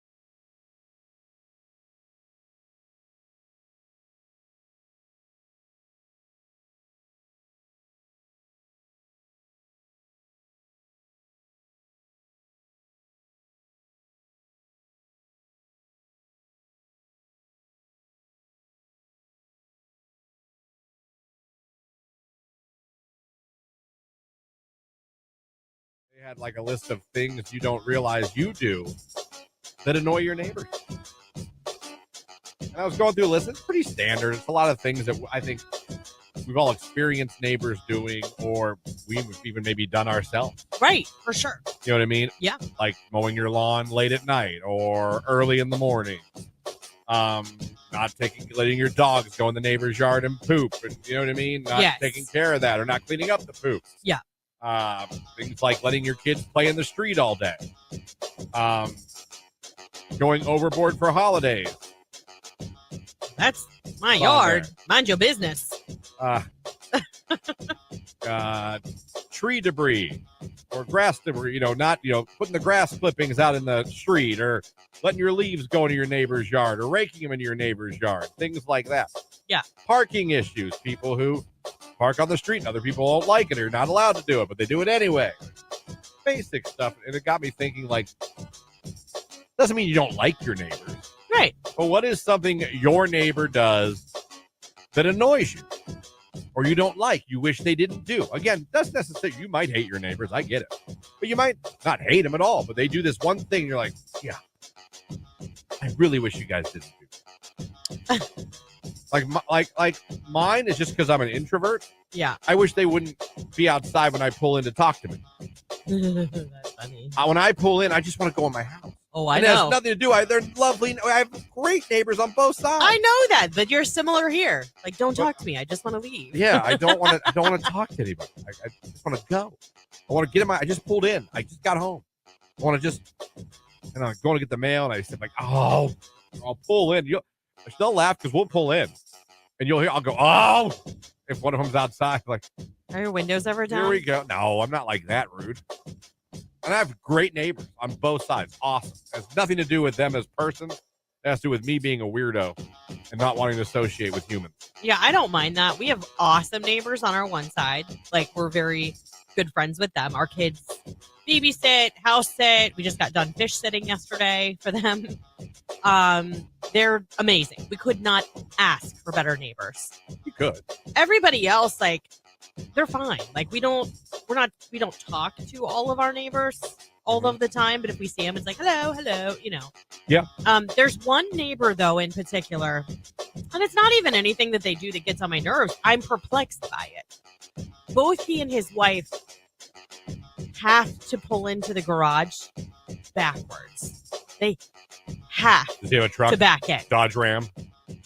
Oh, my God, I think he does. Yeah, sounds about right. It's a truck, but I don't know what make it is. I'm going to look today. Either an F-150 or a Dodge Ram. They are so nice, but I cannot figure out why we have to make it a point to back in. It perplexes me. It has for years. I don't know.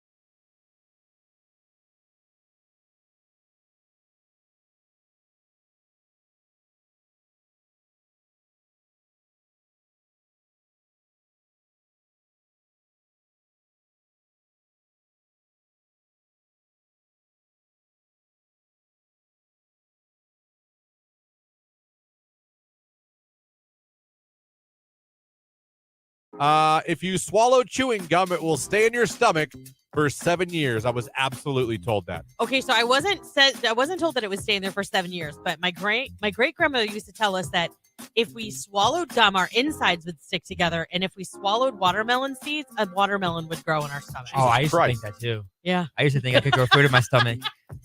You thought you could grow fruit in your stomach? Yeah. I mean, you're like 5. You don't know any better. Multiple fruits? Yeah. Well, like I never actually had one, so I guess multiple fruits. So you thought if you swallowed any type of fruit seed, that fruit would then grow in your stomach? Yeah. Yeah, I was totally told that by my great grandmother. I did think that. All right, you want to hear a weird, gross one? Yeah. When I was a kid, I mean a kid. This is going to be kind of gross. I used to think my testicles were stuffed shells. Not gonna.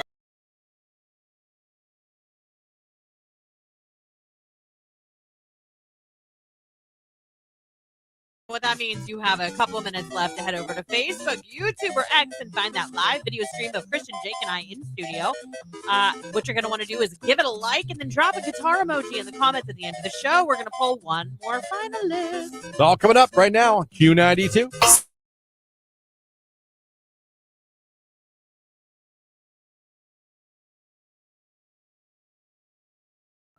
I've told this story too. I watched a DJ get his ass lit up at my friend's wedding. And I know the girl, I've known her forever. She is not the one to mess with. She is one of the nicest, most loving people in the world, unless you cross her. That's my sister-in-law. She'll go right for you. They specifically told the DJ, you do not play the chicken dance at our wedding. Now, they're paying you. And then they hear that. Bro decided he was going to play the chicken dance, and she chose violence. Yeah. And I watched him in the hallway getting eviscerated. And Good. And I was just like, I want to be like, she's a paying client. No, I agree. You paid. If yes. you went through that list, you planned it. This is her wedding. Right. This wasn't like house music. This was she sought you out and gave you instructions, and you did not follow them. You a check. Correct. Yeah. No, I did not blame her at all. Yeah. When I tell you, I thought that man was going to tear up. Good. Maybe he learned his lesson. And I wanted to go up to him like, bro, I could have told you she's not the one. She's not the one to decide you're going to make an executive decision. Yeah. I'll bet he followed rules the rest of his DJ career. Yeah. Because I remember I walked out the hallway to go pee, and I was like, See, and I would have been mean, but I'm more like that person that kind of like just, I hate to say it, I can be passive aggressive when I'm upset. There was no beating. No, she's not the girl who beats around the bush. My sister-in-law could have made him give her a full refund after her verbal tongue lashing. I think she hit him with a folding chair. And finally, it's like WWE.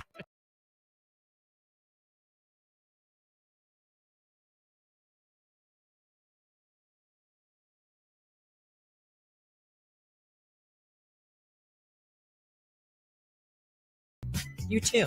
Let me see here. Oh, quick shout out to Jake. I've been catching myself saying, "Kay, love you, bye," when leaving social situations. Oh, I just giggled. Did you hear his high-pitched little? Yeah. "Kay, love you, bye." Yeah. It happens every day around 9:55. It does. Catch it today if you like.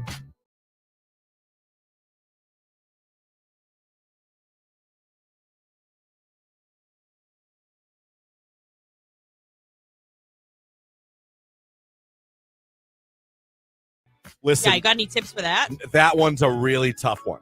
You're in a pickle. You're in a pickle. I've already helped you survive a helicopter crash, a car crash, and I've helped you survive an elevator crash. A parachute, I mean, it might be time to accept your fate. What I would do... You really don't have it? Okay. What I would do, and this is not going to be easy, depending on where you jumped out of the airplane, I would look for trees, okay? I would do research on what you can do to like make yourself go like a little bit like the Rocketeer, like go across. Chest in the air, arms back. You know what I mean? Look for a tree, and now you're going to have to time it perfect, and you're probably going to get a splinter. You think? You're going to want to... You're going to get a tree branch up your rear end. You're going to be a human skewer. Hey, it'll still stop you. So you're going to want to grab onto the tree as you hit it. You got to grab onto it, all right, in hopes that stops your momentum, and if you grab it correctly... You'll, be stuck on the tree till someone comes to survive you. Now, you'll probably be bruised. I guarantee you'll feel it tomorrow. But then, even if you fall down the tree, as you fall down, grab branches to break the momentum of your fall. All right? Now, if it's over water, doesn't open again, pencil. You know what I mean? But you might, the hit to the water could hurt. What is wrong with you? But that's what I would do. I would look to try to angle your body as you're falling, something with a tree to where you could try to grab on as you go by it to break that momentum. If nothing else, you might break the momentum and maybe be really hurt, but survive. And your spine. Sure. Sure. So there you go.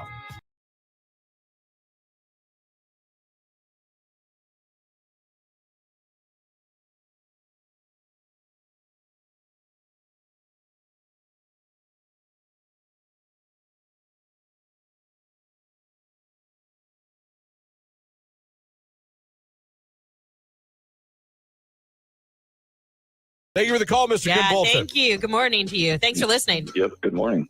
Yeah, I would be like, nope, not doing it. Mm-mm. I need some more context on this. I did indoor skydiving at Virginia Beach. I Fly. Yeah. Is the name of it. How the hell do you do indoor sky? That's not skydiving. That's just jumping. No, they you are literally levitating in air. There's like an undercurrent or something like that keeps you elevated into the air.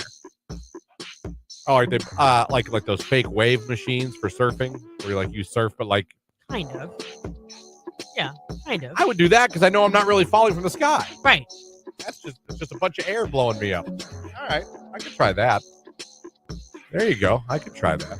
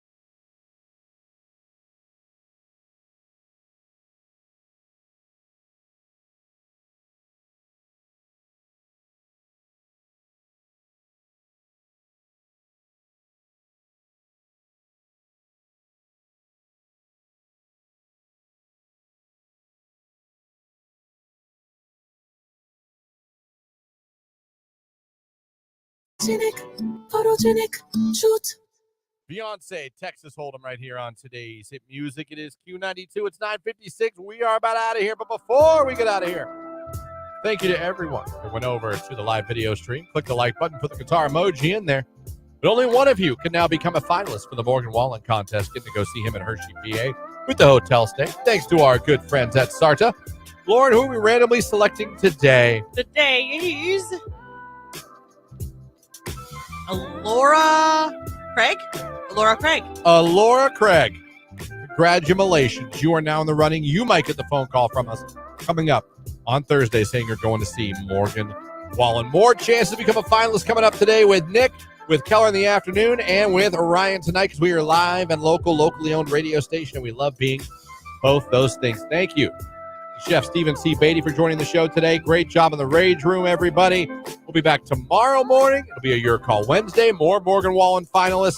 We'll be talking to Rich DeRocher from the Pro Football Hall of Fame. Who knows what else we'll have for you.